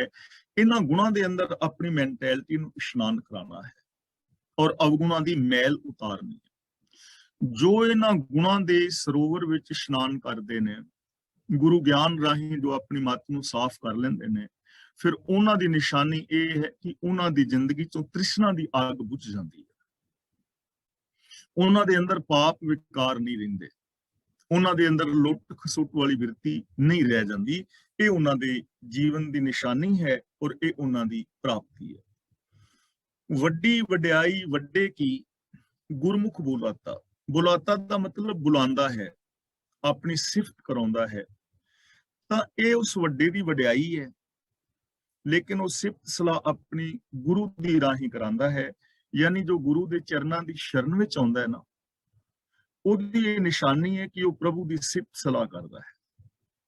ਸਿਫਤ ਸਲਾਹ ਕਰਨ ਦਾ ਮਤਲਬ ਉਹ ਨਿਰੋਲ ਗੁਣਾਂ ਦਾ ਧਾਰਨੀ ਹੈ, ਮਨ ਕਰਕੇ ਵੀ, ਬਚਨਾ ਕਰਕੇ ਵੀ ਔਰ ਕਰਮਾਂ ਕਰਕੇ ਵੀ। ਯਾਨੀ ਉਹ ਗੁਣਾਂ ਨੂੰ ਆਪਣੀ ਜ਼ਿੰਦਗੀ ਵਿੱਚ ਇੰਪਲੀਮੈਂਟ ਕਰਦਾ ਹੈ। ਵੱਡੇ ਦੀ ਵਡਿਆਈ ਵੱਡੀ ਹੈ, ਲੇਕਿਨ ਉਹ ਆਪਣੀ ਸਿਫਤ ਗੁਰੂ ਰਾਹੀਂ ਕਰਾਂਦਾ ਹੈ। ਗੁਰਮੁਖ ਬੁਲਾਤਾ ਦਾ ਮਤਲਬ ਗੁਰੂ ਰਾਹੀਂ ਸਿਫਤ ਕਰਾਂਦਾ ਹੈ, ਯਾਨੀ ਗੁਰੂ ਦੇ ਚਰਨਾਂ ਦੀ ਸ਼ਰਨ ਵਿੱਚ ਜੋ ਆਉਂਦਾ ਹੈ, ਗਿਆਨ ਗੁਰੂ ਦੀ ਅਗਵਾਈ ਵਿੱਚ ਜ਼ਿੰਦਗੀ ਜੀਂਦਾ ਹੈ, ਉਹ ਫਿਰ ਉਸ ਵੱਡੇ ਦੀ ਸਿਫਤ ਸਲਾਹ ਕਰਦਾ ਹੈ, ਉਸ ਵੱਡੇ ਨੂੰ ਸਮਝਦਾ ਹੈ। ਇਸ ਲਈ ਜੇ ਅਸੀਂ ਵੀ ਚਾਹੁੰਦੇ ਹਾਂ ਕਿ ਅਸੀਂ ਵੱਡੇ ਦੀਆਂ ਵਡਿਆਈਆਂ ਨੂੰ ਸਮਝੀਏ, ਸਾਡੀ ਜ਼ਿੰਦਗੀ ਵਿੱਚ ਮਹਾਨਤਾ ਆਵੇ, ਅਸੀਂ ਵੀ ਮਹਾਨ ਗੁਣਾਂ ਦੇ ਸਾਗਰ ਹੋ ਜਾਈਏ, ਤਾਂ ਉਹਦੇ ਵਾਸਤੇ ਇੱਕੋ ਹੀ ਸਾਧਨ ਹੈ ਸਾਡੇ ਕੋਲ ਕਿ ਅਸੀਂ ਗੁਰੂ ਸਾਹਿਬ ਜੀ ਦੀ ਪਾਵਨ ਬਾਣੀ ਆਪ ਪੜ੍ਹੀਏ, ਗੁਰਬਾਣੀ ਦੇ ਅਰਥ ਭਾਵਾਂ ਨੂੰ ਸਮਝੀਏ ਔਰ ਗੁਰਬਾਣੀ ਜੈਸਾ ਜੀਵਨ ਸਾਨੂੰ ਕਹਿ ਰਹੀ ਹੈ ਵੈਸਾ ਜੀਵਨ ਅਸੀਂ ਜੀਵੀਏ, ਮਨ, ਬਚਨ ਔਰ ਕਰਮ ਕਰਕੇ। ਤਾਂ ਅਸੀਂ ਉਸ ਪ੍ਰਭੂ ਦਾ ਮਿਲਾਪ ਦਾ ਆਨੰਦ ਮਾਣ ਸਕਦੇ ਹਾਂ। ਸ਼ਲੋਕ ਮਹਿਲਾ ਤੀਜਾ। ਪਾਇਆ ਹੰਸ ਕਿਆ ਪ੍ਰੀਤ ਹੈ, ਜੇ ਪਿਆ ਹੀ ਛੱਡ ਜਾਏ। ਇੱਥੇ ਹੰਸ ਦਾ ਮਤਲਬ ਹੈ ਸਾਡੀ ਪ੍ਰਾਨ ਸੱਤਿਆ। ਪਾਇਆ ਦਾ ਮਤਲਬ ਸਰੀਰ, ਪਿਆ ਦਾ ਮਤਲਬ ਪਿਆ ਹੋਇਆ ਹੀ। ਤਾਂ ਗੁਰੂ ਜੀ ਕਹਿੰਦੇ ਨੇ ਸਰੀਰ ਔਰ ਜੋ ਸਾਡੀ ਪ੍ਰਾਨ ਸੱਤਿਆ ਹੈ, ਜੀਵਨ ਦਾ ਜੋ ਸਾਡਾ ਸਿਸਟਮ ਹੈ, ਇਹਦੀ ਪ੍ਰੀਤ ਕੱਚੀ ਹੈ। ਕਿਆ ਪ੍ਰੀਤ ਹੈ ਦਾ ਮਤਲਬ ਪ੍ਰੀਤ ਕੱਚੀ ਹੈ, ਜੇ ਪਿਆ ਹੀ ਛੱਡ ਜਾਏ। ਜੋ ਪ੍ਰਾਨ ਸੱਤਿਆ ਇਸ ਸਰੀਰ ਨੂੰ ਪਿਆ ਹੋਇਆ ਹੀ ਛੱਡ ਜਾਂਦੀ ਹੈ। ਜਿਵੇਂ ਜਿਵੇਂ ਸਾਡਾ ਸਰੀਰ ਕਮਜ਼ੋਰ ਹੁੰਦਾ ਜਾਂਦਾ ਹੈ, ਆਖਿਰ ਸਰੀਰ ਮਰ ਜਾਂਦਾ ਹੈ, ਪ੍ਰਾਣ ਪੰਖੇਰੂ ਹੋ ਜਾਂਦੇ ਨੇ ਔਰ ਇਹ ਸਰੀਰ ਪਿਆ ਰਹਿ ਜਾਂਦਾ ਹੈ। ਕਾਇਆ ਹੰਸ ਕਿਆ ਪ੍ਰੀਤ ਹੈ, ਜੇ ਪਿਆ ਹੀ ਛੱਡ ਜਾਏ। ਜੋ ਪੈ ਨੂੰ ਹੀ ਛੱਡ ਜਾਂਦੀ ਹੈ, ਪ੍ਰਾਣ ਨਿਕਲ ਜਾਂਦੇ ਨੇ, ਪ੍ਰਾਣ ਸੱਤਿਆ ਅਲੱਗ ਹੋ ਜਾਂਦੀ ਹੈ, ਯਾਨੀ ਸਿਸਟਮ ਫੇਲ ਹੋ ਜਾਂਦਾ ਹੈ। ਇਸ ਨੂੰ ਕੂੜ ਬੋਲ ਕੇ ਖਵਾਲੀ ਹੈ, ਜੇ ਚੱਲਦਿਆਂ ਨਾਲ ਨਾ ਜਾਏ। ਤਾਂ ਇਹਨੇ ਪ੍ਰਾਣਾਂ ਦੇ ਨਾਲ ਤਾਂ ਜਾਣਾ ਨਹੀਂ, ਸਦਾ ਇਹਨੇ ਨਿਭਣਾ ਨਹੀਂ। ਚੱਲਦਿਆਂ ਨਾਲ ਨਾ ਜਾਏ ਦਾ ਮਤਲਬ ਇਹ ਸਰੀਰ ਨੇ ਸਦਾ ਜਿੰਦਾ ਨਹੀਂ ਰਹਿਣਾ। ਤਾਂ ਇਸ ਨੂੰ ਕੂੜ ਬੋਲ ਕੇ ਖਵਾਲੀਏ। ਫਿਰ ਇਹਨੂੰ ਝੂਠ ਬੋਲ ਬੋਲ ਕੇ ਕਿਉਂ ਕੁਛ ਖਵਾਇਆ ਜਾਏ, ਇਹਨੂੰ ਝੂਠ ਬੋਲ ਬੋਲ ਕੇ ਪਾਲਣ ਦਾ ਲਾਭ ਕੀ ਹੈ। ਚੱਲਦਿਆਂ ਨਾਲ ਨਾ ਜਾਏ ਦਾ ਮਤਲਬ ਕਿ ਇਹ ਸਰੀਰ ਨੇ ਸਦਾ ਨਹੀਂ ਰਹਿਣਾ। ਹੁਣ ਜਦੋਂ ਸਰੀਰ ਨੇ ਸਦਾ ਨਹੀਂ ਰਹਿਣਾ, ਇੱਕ ਦਿਨ ਮਰ ਹੀ ਜਾਣਾ ਹੈ, ਖਤਮ ਹੀ ਹੋ ਜਾਣਾ ਹੈ, ਤਾਂ ਇੱਥੇ ਕਿਹਾ ਜਾ ਰਿਹਾ ਹੈ ਫਿਰ ਕੂੜ ਬੋਲ ਬੋਲ ਕੇ ਇਹ ਸਰੀਰ ਨੂੰ ਕਿਉਂ ਪਾਲਿਆ ਜਾਏ। ਕਿ ਸਰੀਰ ਦੇ ਚੰਦ ਦਿਨ ਦੇ ਜੀਵਨ ਵਾਸਤੇ ਝੂਠ, ਠੱਗੀ, ਫਰੇਬ, ਦੂਜਿਆਂ ਦੀ ਪ੍ਰੋਪਰਟੀ ਹੜਪਣੀ, ਦੂਜਿਆਂ ਤੇ ਜ਼ੁਲਮ ਕਰਨਾ, 2 ਨੰਬਰ ਦੇ ਧੰਦੇ ਕਰਨੇ, ਹੰਕਾਰ ਵਾਲੀ ਜ਼ਿੰਦਗੀ ਜੀਣੀ, ਐਸੀ ਕੂੜ ਵਾਲੀ ਜ਼ਿੰਦਗੀ ਜੀਣ ਦਾ ਕੀ ਲਾਭ। ਜੇ ਤੇ ਸਰੀਰ ਨੇ ਸਦਾ ਰਹਿਣਾ ਹੋਵੇ ਤਾਂ ਫਿਰ ਕੂੜ ਬੋਲ ਬੋਲ ਕੇ ਬੰਦਾ ਚਲੋ ਜਾਇਦਾਦ ਇਕੱਠੀ ਕਰੀ ਜਾਏ ਵੀ ਸਦਾ ਰਹਿਣਾ, ਮੈਂ ਕਿਹੜਾ ਮਰਨਾ ਹੈ। ਗੁਰੂ ਜੀ ਨੇ ਇੱਕ ਹੋਰ ਥਾਂ ਬਚਨ ਕੀਤਾ ਹੈ ਕਿ ਕਿਛ ਖਾਜੈ ਕਿਛ ਤਰ ਜਾਈਏ, ਜੇ ਬਾਹੁਰ ਦੁਨੀਆ ਆਈਏ। कुछ खाओ ਤੇ ਕੁਝ ਜਮਾ ਕਰਕੇ ਚਲੇ ਜਾਓ, ਬਹੁਤ ਸਾਰਾ ਧਨ। ਜੇ ਮੁੜ ਕੇ ਆਉਣਾ ਹੋਵੇ, ਮੁੜ ਕੇ ਫਿਰ ਆ ਜਾਣਾ ਹੋਵੇ ਬੰਦੇ ਨੇ ਕਿਤੋਂ, ਤੇ ਫਿਰ ਤੇ ਬੰਦਾ ਜਮਾ ਵੀ ਕਰਦਾ ਕਿ ਮੈਂ ਦੁਬਾਰਾ ਆ ਹੀ ਜਾਣਾ 5-7 ਸਾਲ ਬਾਅਦ, 10 ਸਾਲ ਬਾਅਦ ਆ ਜਾਣਾ, ਉਹਨਾਂ ਚਿਰ ਮੇਰਾ ਬੈਂਕ ਦੇ ਵਿੱਚ ਪਿਆ ਰਹੇਗਾ ਸਾਰਾ ਕੁਝ, ਪ੍ਰੋਪਰਟੀ ਹੁਣ ਵਾਪਸ ਵੀ ਨਹੀਂ ਆਉਣਾ ਕਿਸੇ ਨੇ, ਤੇ ਨਾਲ ਵੀ ਕੁਝ ਨਹੀਂ ਜਾਣਾ। ਤਾਂ ਫਿਰ 4 ਦਿਨ ਦੀ ਜ਼ਿੰਦਗੀ ਵਾਸਤੇ ਠੱਗੀ, ਝੂਠ, ਫਰੇਬ ਕਿਉਂ ਕੀਤਾ ਜਾਏ? ਸਾਨੂੰ ਇਸ ਪੰਕਤੀ ਦੇ ਪਿੱਛੇ ਇਹ ਸੰਦੇਸ਼ ਦਿੱਤਾ ਜਾ ਰਿਹਾ ਹੈ, ਦੁਨੀਆ ਦੇ ਹਰ ਮਨੁੱਖ ਨੂੰ ਇਹ ਉਪਦੇਸ਼ ਦਿੱਤਾ ਜਾ ਰਿਹਾ ਹੈ ਕਿ ਆਖਿਰ ਇਸ ਜੀਵਨ ਨੇ ਖਤਮ ਹੋ ਜਾਣਾ ਹੈ, ਸਰੀਰ ਨੇ ਇੱਥੇ ਹੀ ਪੈ ਰਹਿ ਜਾਣਾ ਹੈ। ਇਸ ਲਈ 4 ਦਿਨ ਦੀ ਜ਼ਿੰਦਗੀ ਵਾਸਤੇ ਝੂਠ, ਫਰੇਬ, ਠੱਗੀਆਂ ਨਾ ਮਾਰੋ, ਸੱਚੀ ਜ਼ਿੰਦਗੀ ਜੀਵੋ, ਪਿਆਰ ਮੁਹੱਬਤ ਦੇ ਨਾਲ ਜੀਵੋ। ਕਾਇਆ ਮਿੱਟੀ ਅੰਧ ਹੈ, ਪੌਣੇ ਪੁੱਛੋ ਜਾਏ। ਪੌਣੇ ਦਾ ਮਤਲਬ ਇੱਥੇ ਹੈ ਮਨ, ਕਿ ਇਹ ਜੋ ਕਾਇਆ ਹੈ, ਸਰੀਰ ਹੈ, ਇਹ ਤੇ ਗਿਆਨਹੀਨ ਮਿੱਟੀ ਹੈ। ਸਰੀਰ ਨੂੰ ਤਾਂ ਕੁਝ ਪਤਾ ਨਹੀਂ ਹੈ ਨਾ। ਸਰੀਰ ਦੇ ਅੰਦਰ ਬੋਲਣ ਵਾਲਾ ਤਾਂ ਮਨ ਹੈ, ਦਿਮਾਗ ਹੈ, ਸਿਸਟਮ ਹੈ, ਜਿਸ ਤਰ੍ਹਾਂ ਹੀ ਬੰਦਾ ਸਾਰਾ ਕੁਝ ਬੋਲ ਰਿਹਾ ਹੈ, ਔਰ ਇਹ ਸਾਰਾ ਕੁਝ ਮਨ ਕਰ ਰਿਹਾ ਹੈ ਨਾ। ਸਾਡਾ ਮਨ ਹੀ ਕਰਦਾ ਹੈ ਝੂਠ ਬੋਲਣ ਲਈ, ਮਨ ਹੀ ਕਰਦਾ ਹੈ ਸੱਚ ਬੋਲਣ ਲਈ, ਮਨ ਹੀ ਸਾਨੂੰ ਪ੍ਰੇਮ ਵਾਲੇ ਪਾਸੇ ਪਿਆਰਦਾ ਹੈ, ਪ੍ਰੇਰਦਾ ਹੈ, ਮਨ ਹੀ ਸਾਨੂੰ ਈਰਖਾ ਦਵੇਸ਼ ਵਾਸਤੇ ਪ੍ਰੇਰਦਾ ਹੈ।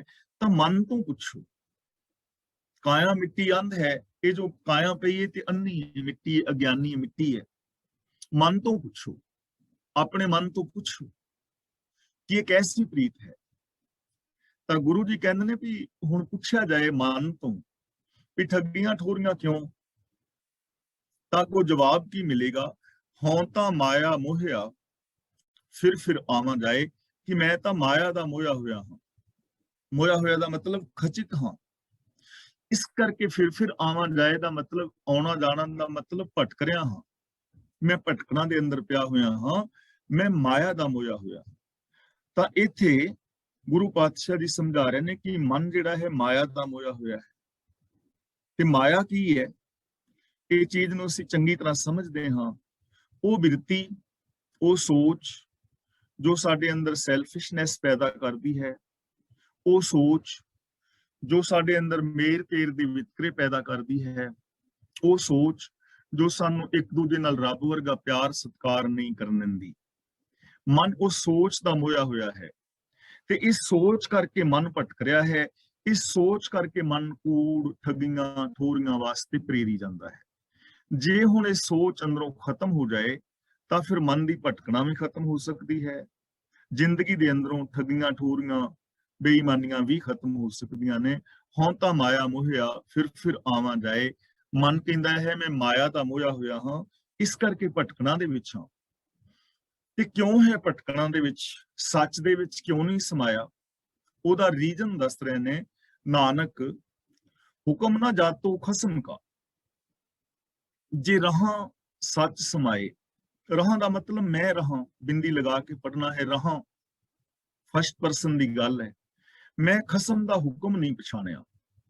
ਹੁਕਮ ਨਾ ਜਾਤੋ ਖਸਮ ਕਾ, ਮਨ ਕਹਿ ਰਿਹਾ ਹੈ ਕਿ ਮੈਂ ਰੱਬ ਦਾ ਹੁਕਮ ਨਹੀਂ ਪਛਾਣਿਆ। ਜੇ ਰਹਾਂ ਸੱਚ ਸਮਾਏ, ਜਿਸ ਕਰਕੇ ਮੈਂ ਸੱਚ ਦੇ ਅੰਦਰ ਸਮਾਇਆ ਰਹਾ, ਜਿਸ ਕਰਕੇ ਮੈਂ ਸੱਚ ਦੇ ਵਿੱਚ ਟਿਕਿਆ ਰਹਾ, ਮੈਂ ਰੱਬੀ ਹੁਕਮ ਨੂੰ ਨਹੀਂ ਪਛਾਣਿਆ, ਰੱਬੀ ਹੁਕਮ ਨੂੰ ਫੋਲੋ ਨਹੀਂ ਕੀਤਾ। ਇਹ ਕਾਰਨ ਹੈ। ਤਾਂ ਗੁਰੂ ਪਾਤਸ਼ਾਹ ਜੀ ਇਸ ਸ਼ਲੋਕ ਵਿੱਚ ਸਾਨੂੰ ਸਮਝਾ ਰਹੇ ਨੇ ਕਿ ਜੋ ਸਾਡਾ ਜੀਵਨ ਹੈ ਇਹ ਸੀਮਤ ਹੈ, ਹਰ ਇਨਸਾਨ ਦੀ ਇੱਕ ਦਿਨ ਮੌਤ ਹੋਣੀ ਹੈ।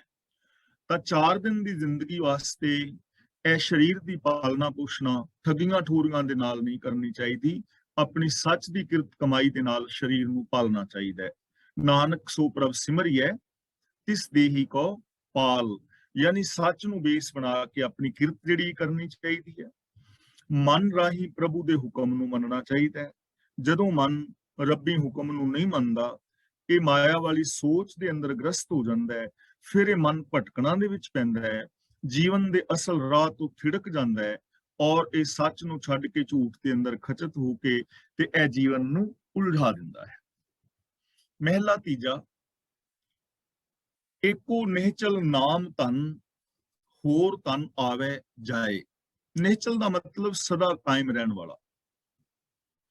सदा कायम रहन वाला जो प्रभु दा सिफत सलाह ही है। नाम धन दा मतलब सिफत सलाह, जो रब्बी गुण ने, जो सच है, रब्बी हुक्म है, ਇਹੋ ਹੀ ਇੱਕ ਸੱਚਾ ਧਨ ਹੈ ਜੋ ਸਦਾ ਰਹਿਣ ਵਾਲਾ ਹੈ। ਰੱਬੀ ਹੁਕਮ ਸਦਾ ਹੈ।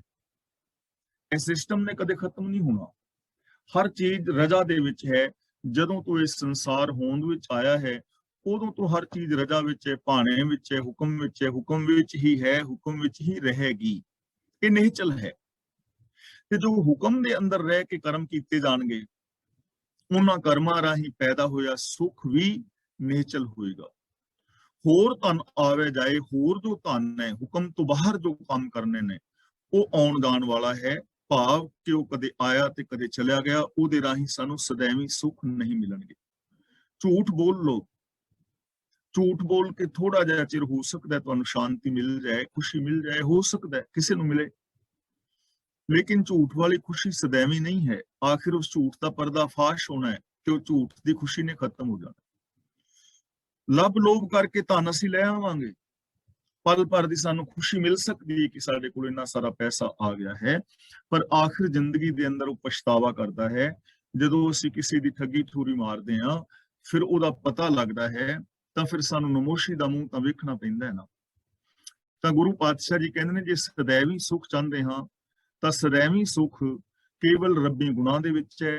ਬਾਕੀ ਜੋ ਅਵਗੁਣ ਨੇ, ਉਹ ਭਟਕਣਾ ਪੈਦਾ ਕਰਨ ਵਾਲੇ ਨੇ, ਉਹ ਕਦੇ ਵੀ ਸਥਿਰ ਸੁੱਖ ਸਾਨੂੰ ਨਹੀਂ ਦੇ ਸਕਦੇ। ਇਸ ਧਨ ਕੋ ਤਸਕਰ ਜੋ ਨਾ ਸਕਈ, ਨਾ ਉਹ ਚੱਕਾ ਲੈ ਜਾਏ। ਤਸਕਰ ਦਾ ਮਤਲਬ ਹੁੰਦਾ ਹੈ ਚੋਰ, ਤੇ ਉਚੱਕਾ ਦਾ ਮਤਲਬ ਹੁੰਦਾ ਹੈ ਠੱਗ। ਉਚੱਕਾ ਦਾ ਮਤਲਬ ਹੁੰਦਾ ਹੈ ਗੰਢ ਕੱਪ ਵੀ ਜਿਹਨੂੰ ਕਹਿ ਦਿੰਦੇ ਨੇ, ਜੇਬ ਕੱਟ ਲਈ, ਠੱਗੀ ਮਾਰ ਲਈ, ਠੱਗ ਨੂੰ ਕਹਿੰਦੇ ਨੇ ਉਚੱਕਾ। ਤਾਂ ਇਸ ਧਨ ਵੱਲ ਕੋਈ ਚੋਰ ਅੱਖ ਚੁੱਕ ਕੇ ਨਹੀਂ ਵੇਖ ਸਕਦਾ, ਔਰ ਇਸ ਧਨ ਨੂੰ ਕੋਈ ਠੱਗ ਵੀ ਨਹੀਂ ਠੱਗ ਸਕਦਾ। ਕਿਹੜੇ ਧਨ ਨੂੰ? ਸੱਚ, ਦਇਆ, ਪਿਆਰ, ਮੁਹੱਬਤ, ਜੋ ਸੱਚ ਹੈ, ਰੱਬੀ ਗੁਣ ਨੇ, ਇਹਨਾਂ ਨੂੰ ਕੋਈ ਚੋਰ ਵੇਖ ਵੀ ਨਹੀਂ ਸਕਦਾ।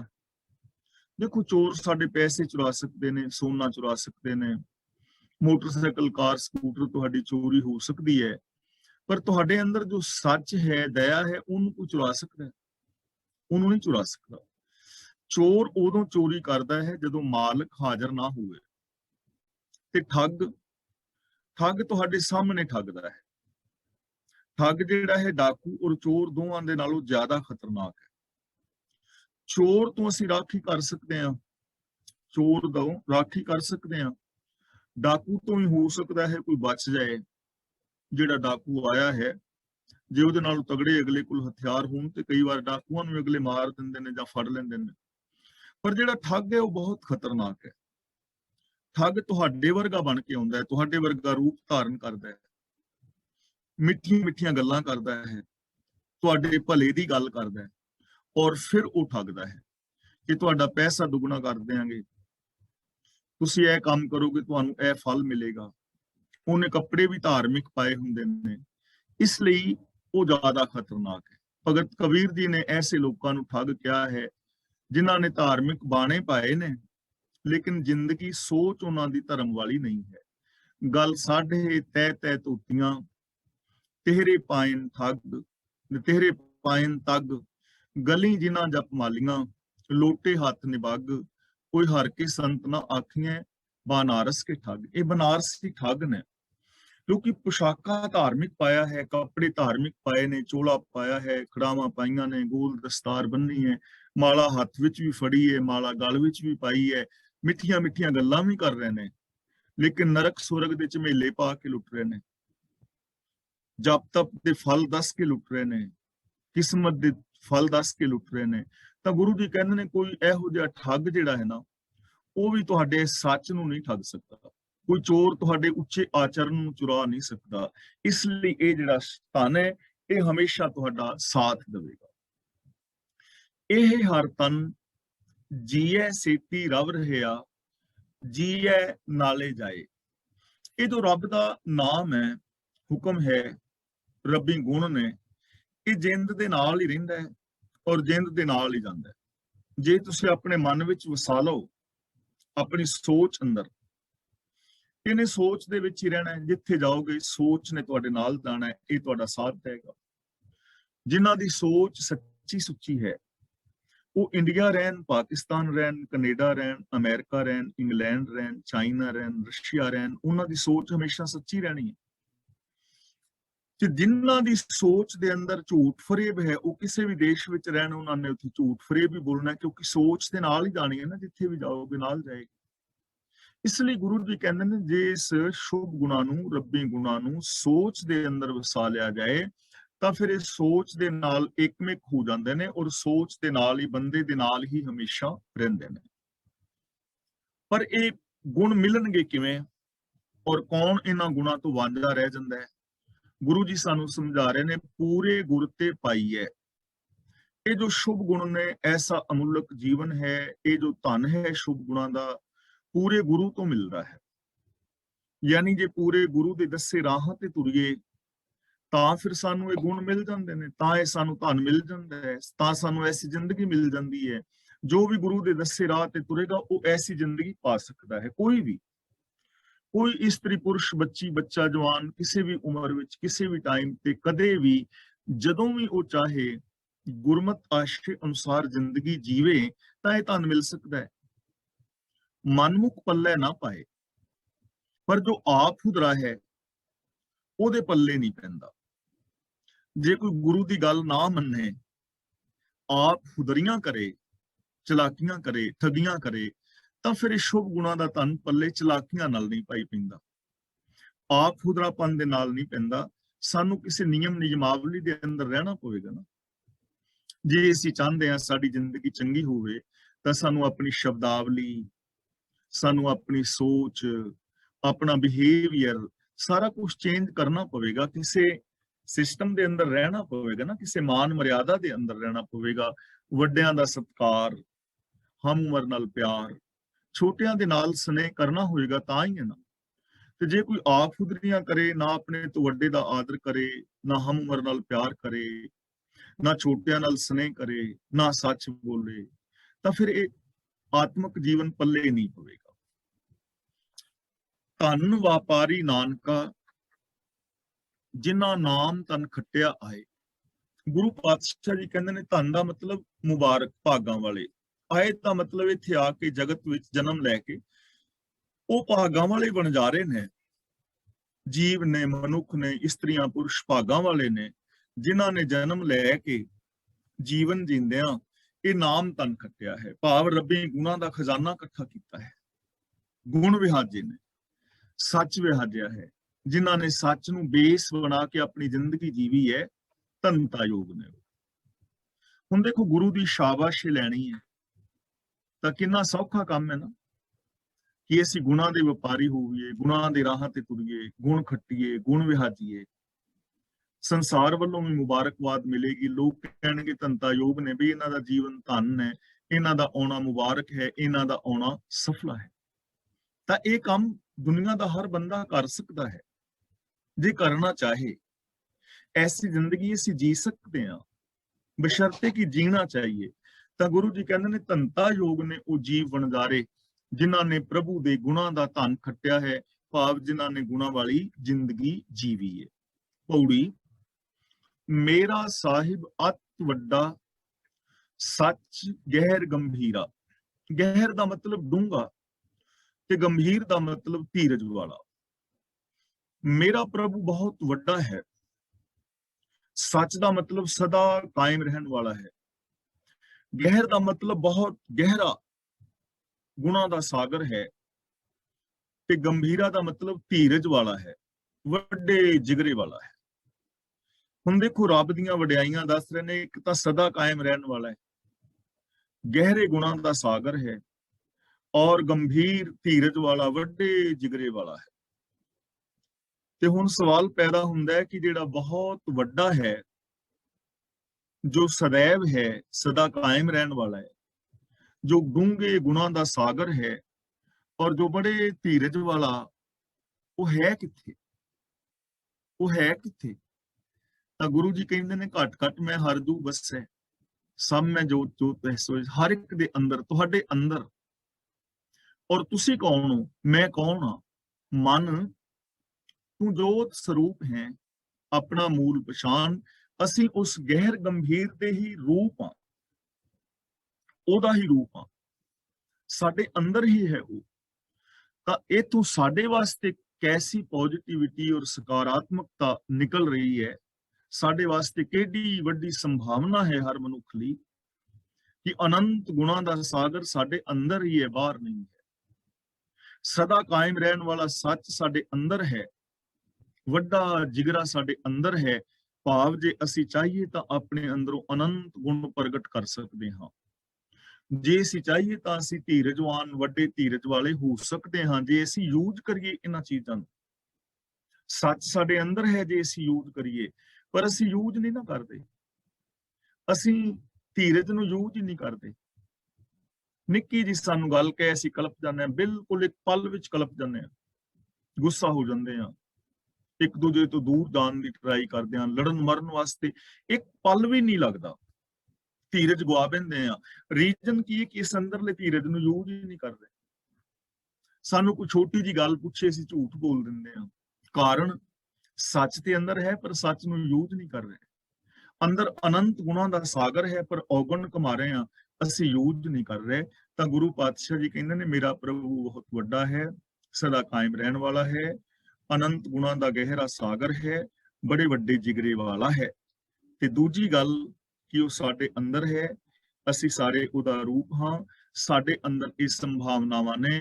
ਸਾਨੂੰ ਇਹਨਾਂ ਚੀਜ਼ਾਂ ਨੂੰ ਪਛਾਣਨਾ ਚਾਹੀਦਾ ਹੈ ਔਰ ਐਸੇ ਬਣਨ ਦੀ ਟਰਾਈ ਕਰਨੀ ਚਾਹੀਦੀ ਹੈ। ਸਭ ਜਗ ਤਿਸਕੈ ਵਸ ਹੈ, ਸਭ ਤਿਸਕਾ ਚੀਰਾ।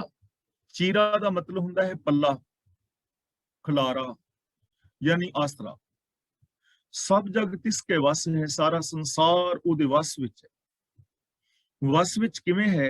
ਕਿਉਂਕਿ ਹੁਕਮ ਦੇ ਵਿੱਚ ਹੈ ਨਾ, ਹੁਕਮ ਦੇ ਅੰਦਰ ਹੈ, ਹੁਕਮੇ ਅੰਦਰ ਸਭ ਕੋ। ਦੁਨੀਆ ਦੀ ਕੋਈ ਵੀ ਸ਼ੈ ਹੁਕਮ ਤੋਂ ਬਾਹਰ ਨਹੀਂ ਹੈ, ਸਿਸਟਮ ਤੋਂ ਬਾਹਰ ਨਹੀਂ ਹੈ।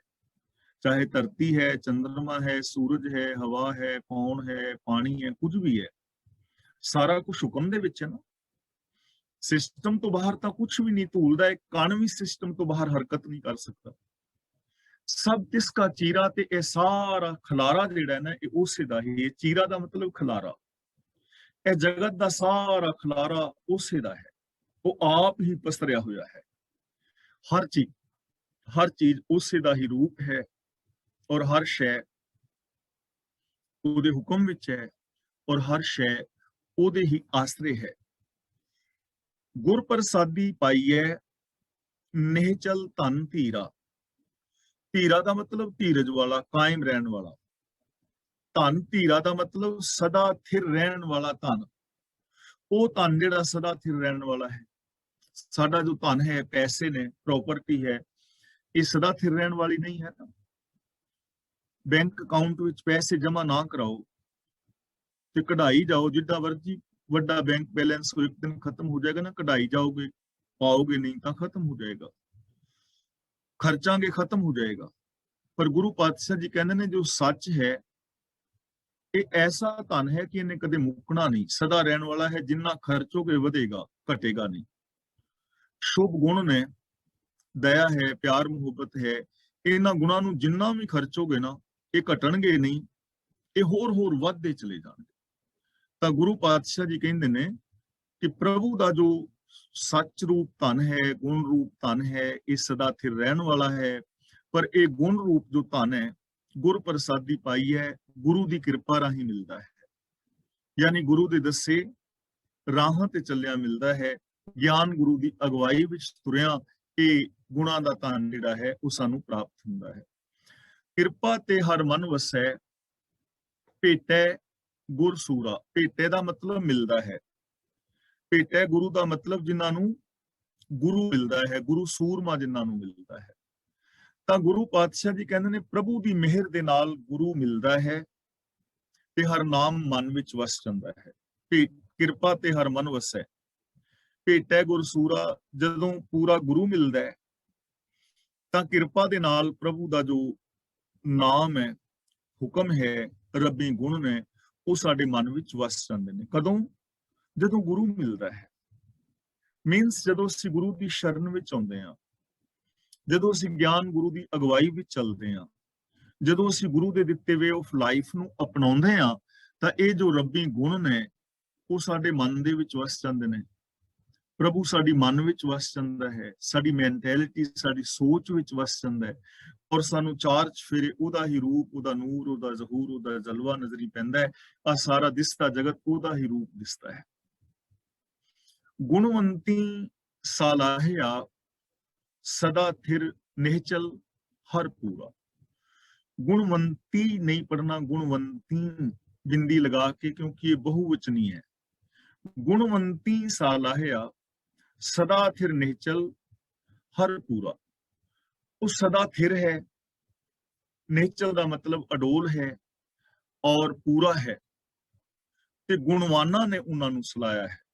ਗੁਣਵੰਤੀ ਦਾ ਮਤਲਬ ਗੁਣਵਾਨ, ਜਿਹੜੇ ਗੁਣਵਾਨ ਨੇ, ਜੋ ਗੁਰੂ ਗਿਆਨ ਮੁਤਾਬਕ ਜ਼ਿੰਦਗੀ ਜੀਣ ਵਾਲੇ ਨੇ, ਜਿਨ੍ਹਾਂ ਨੇ ਗੁਣਾਂ ਨੂੰ ਆਪਣੀ ਜ਼ਿੰਦਗੀ ਦੇ ਵਿੱਚ ਇੰਪਲੀਮੈਂਟ ਕੀਤਾ ਹੈ, ਜਿਨ੍ਹਾਂ ਨੇ ਰੱਬੀ ਗੁਣਾਂ ਮੁਤਾਬਕ ਜੀਵਨ ਜੀ ਕੇ ਆਨੰਦ ਮਾਣਿਆ ਹੈ, ਉਹਨਾਂ ਨੇ ਸਦਾ ਹੀ ਪ੍ਰਭੂ ਦੀ ਸਿਫਤ ਸਲਾਹ ਕੀਤੀ ਹੈ, ਔਰ ਉਹਨਾਂ ਨੇ ਹਮੇਸ਼ਾ ਇਹ ਸੱਚ ਬਿਆਨ ਕੀਤਾ ਹੈ ਕਿ ਰੱਬੀ ਗੁਣਾਂ ਦੇ ਵਿੱਚ ਹੀ ਸੁਖ ਹੈ, ਰੱਬੀ ਰਜ਼ਾ ਦੇ ਵਿੱਚ ਤੁਰਿਆ ਹੀ ਸੁਖ ਹੈ। ਉਹਨਾਂ ਨੇ ਉਸ ਪੂਰੇ ਦੀ ਹੀ ਸਿਫਤ ਸਲਾਹ ਕੀਤੀ ਹੈ, ਉਹਦੇ ਹੀ ਹਮੇਸ਼ਾ ਗੁਣ ਗਾਏ ਨੇ। ਸ਼ਲੋਕ ਮਹਿਲਾ ਤੀਜਾ। ਤ੍ਰਿਗ ਤਿਨਾਂ ਦਾ ਜੀਵਿਆ, ਜੋ ਹਰ ਸੁਖ ਪਰ ਹਰ ਤਿਆਗ ਦੇ, ਦੁੱਖ ਹੋਮੇ ਪਾਪ ਕਮਾਏ। ਤ੍ਰਿਗ ਦਾ ਮਤਲਬ ਫਿਟਕਾਰ ਯੋਗ, ਤੇ ਪਰਹਰ ਦਾ ਮਤਲਬ ਛੱਡ ਕੇ। ਗੁਰੂ ਜੀ ਕਹਿੰਦੇ ਨੇ ਫਿੱਟੇ ਮੂੰਹ ਉਹਨਾਂ ਦੇ ਜਿਉਣ ਨੂੰ, ਜੋ ਪ੍ਰਭੂ ਦੇ ਗੁਣਾਂ ਦੇ ਆਨੰਦ ਨੂੰ ਉੱਕਾ ਹੀ ਤਿਆਗ ਦਿੰਦੇ ਨੇ, ਔਰ ਹਉਮੈ ਵਿੱਚ ਔਰ ਪਾਪ ਕਰ ਕਰਕੇ ਦੁੱਖ ਸਹਿੜਦੇ ਰਹਿੰਦੇ ਨੇ। ਲਾਨਤ ਹੈ ਉਹਨਾਂ ਦੀ ਜ਼ਿੰਦਗੀ ਨੂੰ, ਜਿਨ੍ਹਾਂ ਨੇ ਰੱਬੀ ਗੁਣਾਂ ਨੂੰ ਤਿਆਗ ਦਿੱਤਾ ਹੈ। ਜਿਹੜੇ ਰੱਬੀ ਗੁਣਾਂ ਦੇ ਵਿੱਚ ਸੁੱਖ ਨੇ ਉਹਨੂੰ ਤਾਂ ਤਿਆਗ ਦਿੱਤਾ ਹੈ, ਔਰ ਜਿਹੜੇ ਹਉਮੈ ਆਦਿਕ ਦੇ ਕਾਰਨ ਦੁੱਖ ਨੇ, ਹਉਮੈ ਔਰ ਪਾਪ ਕਰ ਕਰਕੇ ਦੁੱਖ ਸਹਿੜਦੇ ਰਹਿੰਦੇ ਨੇ, ਔਰ ਦੁਨੀਆ ਨੂੰ ਵੀ ਦੁਖੀ ਕਰਦੇ ਨੇ। ਗੁਰੂ ਜੀ ਕਹਿੰਦੇ ਨੇ ਲਾਨਤ ਹੈ ਉਹਨਾਂ ਦੀ ਜ਼ਿੰਦਗੀ ਨੂੰ, ਤ੍ਰਿਕਾਰ ਹੈ ਉਹਨਾਂ ਦਾ ਜੀਵਨ, ਜਿਹੜੇ ਪ੍ਰਭੂ ਦੇ ਸ਼ੁਭ ਗੁਣਾਂ ਦੇ ਸੁਖ ਨੂੰ ਤੇ ਤਿਆਗ ਦਿੰਦੇ ਨੇ, ਔਰ ਪਾਪ ਵਿਕਾਰ ਔਰ ਹਉਮੈ ਆਦਿਕ ਦੇ ਦੁੱਖਾਂ ਨੂੰ ਸਹਿੜਦੇ ਰਹਿੰਦੇ ਨੇ, ਆਪ ਵੀ ਦੁਖੀ ਹੁੰਦੇ ਨੇ ਔਰ ਦੁਨੀਆ ਨੂੰ ਵੀ ਦੁਖੀ ਕਰਦੇ ਨੇ। ਔਰ ਇਹ ਹਕੀਕਤ ਹੈ, ਦੇਖੋ ਕਿੰਨਾ ਪਾਗਲਪਨ ਹੈ ਨਾ, ਕਿੰਨੀ ਬੇਸਮਝੀ ਹੈ ਕਿ ਔਗਣਾ ਵਾਲੀ ਜ਼ਿੰਦਗੀ ਜੀਣੀ, ਆਪ ਵੀ ਦੁਖੀ ਰਹਿਣਾ ਤੇ ਸਮਾਜ ਨੂੰ ਵੀ ਦੁਖੀ ਕਰਨਾ। ਦੇਖੋ ਸਾਨੂੰ ਲੋਕ ਕਿਉਂ ਲਾਣੇ ਪੈ ਰਹੇ ਨੇ ਘਰਾਂ ਨੂੰ, ਸਿਕਿਉਰਿਟੀ ਕੈਮਰੇ, ਸਿਕਿਉਰਿਟੀ ਅਲਾਰਮ, ਕਿਉਂ ਸਾਰਾ ਕੁਝ ਕਰਨਾ ਪੈ ਰਿਹਾ ਹੈ? ਉਹਨਾਂ ਲੋਕਾਂ ਕਰਕੇ ਨਾ, ਜੋ ਚੋਰੀ ਕਰਦੇ ਨੇ, ਜੋ ਪਾਪ ਕਮਾਉਂਦੇ ਨੇ, ਉਹਨਾਂ ਕਰਕੇ ਨਾ। ਹੁਣ ਧੀਆਂ ਭੈਣਾਂ ਨੂੰ ਕਿਉਂ ਲੋਕ ਬਾਹਰ ਨਹੀਂ ਨਿਕਲਣ ਦਿੰਦੇ? ਉਹਨਾਂ ਲੋਕਾਂ ਕਰਕੇ ਨਾ, ਜੋ ਵਿਭਚਾਰੀ ਨੇ, ਜਿਨ੍ਹਾਂ ਦੀ ਜ਼ਿੰਦਗੀ ਦੇ ਅੰਦਰ ਸ਼ੁਭ ਗੁਣ ਆਦਿਕ ਨਹੀਂ ਹਨ। ਤਾਂ ਆਪ ਤਾਂ ਦੁਖੀ ਹੈ ਹੀ ਹੈ ਨੇ, ਉਹ ਸੰਸਾਰ ਔਰ ਸਮਾਜ ਨੂੰ ਵੀ ਦੁਖੀ ਕਰਦੇ ਨੇ। ਐਸੀ ਜ਼ਿੰਦਗੀ ਜੀਣੀ ਲਾਨਤ ਵਾਲੀ ਜ਼ਿੰਦਗੀ ਹੈ ਨਾ, ਜਦੋਂ ਕਿ ਹਰ ਬੰਦਾ ਸ਼ੁਭ ਗੁਣਾਂ ਦਾ ਧਾਰਨੀ ਹੋ ਕੇ ਆਪ ਵੀ ਇੱਜ਼ਤ ਵਾਲੀ ਜ਼ਿੰਦਗੀ ਜੀ ਸਕਦਾ ਹੈ, ਦੂਜਿਆਂ ਨੂੰ ਵੀ ਇੱਜ਼ਤ ਮਾਣ ਔਰ ਸੁੱਖ ਦੇ ਸਕਦਾ ਹੈ। ਮਨਮੁਖ ਅਗਿਆਨੀ ਮਾਇਆ ਮੋਹ ਵਿਆਪੇ, ਇਨ ਬੂਝ ਨਾ ਕਾਈ ਪਾਏ। ਬੂਝ ਦਾ ਮਤਲਬ ਸੋਝੀ, ਵਿਆਪੇ ਦਾ ਮਤਲਬ ਫਸੇ ਹੋਏ।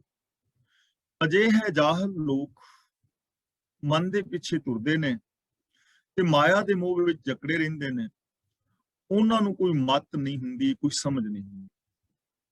ਅਗਿਆਨ ਦਾ ਤੇ ਕਾਰਨ ਮਾਇਆ ਵਿੱਚ ਜਕੜੇ ਰਹਿੰਦੇ ਨੇ। ਤੇ ਮਾਇਆ ਵਾਸਤੇ ਮੈਂ ਬਾਰ-ਬਾਰ ਬੇਨਤੀ ਕਰ ਰਿਹਾ ਕਿ ਮਾਇਆ ਦਾ ਅਰਥ ਹਰ ਥਾਂ ਤੇ ਪੈਸਾ ਨਹੀਂ ਹੁੰਦਾ। ਕਈ ਥਾਵਾਂ ਤੇ ਮਾਇਆ ਦਾ ਅਰਥ ਪ੍ਰੋਪਰਟੀ ਹੈ, ਲੇਕਿਨ ਹਰ ਥਾਂ ਤੇ ਨਹੀਂ। ਮਾਇਆ ਦਾ ਮਤਲਬ ਸਾਡੀ ਇੱਕ ਸੋਚ, ਜਿਹੜੀ ਸੋਚ ਸਾਨੂੰ ਹਰ ਇੱਕ ਵਿੱਚ ਰੱਬ ਵਰਗਾ ਵਿਹਾਰ ਪਿਆਰ ਨਹੀਂ ਕਰਨ ਦਿੰਦੀ। ਮਾਇਆ ਦਾ ਮਤਲਬ ਬੰਦੇ ਦੀ ਉਹ ਸੋਚ ਜੋ ਇਹਦੇ ਅੰਦਰ ਸੈਲਫਿਸ਼ਨੈਸ ਪੈਦਾ ਕਰਦੀ ਹੈ, ਮੇਰ ਤੇਰ ਦੇ ਵਿਤਕਰੇ ਪੈਦਾ ਕਰਦੀ ਹੈ। ਜੋ ਮਨ ਦੇ ਪਿੱਛੇ ਤੁਰਨ ਵਾਲੇ ਜਾਹਿਰ ਲੋਕ ਨੇ, ਉਹ ਇਸ ਸੋਚ ਦੇ ਅੰਦਰ ਜਕੜੇ ਰਹਿੰਦੇ ਨੇ, ਔਰ ਉਹਨਾਂ ਨੂੰ ਕੋਈ ਸੂਝ ਸਮਝ ਨਹੀਂ ਹੁੰਦੀ। ਇਸ ਤੋਂ ਉੱਤੇ ਉਹ ਕੁਛ ਵੇਖਦੇ ਹੀ ਨਹੀਂ।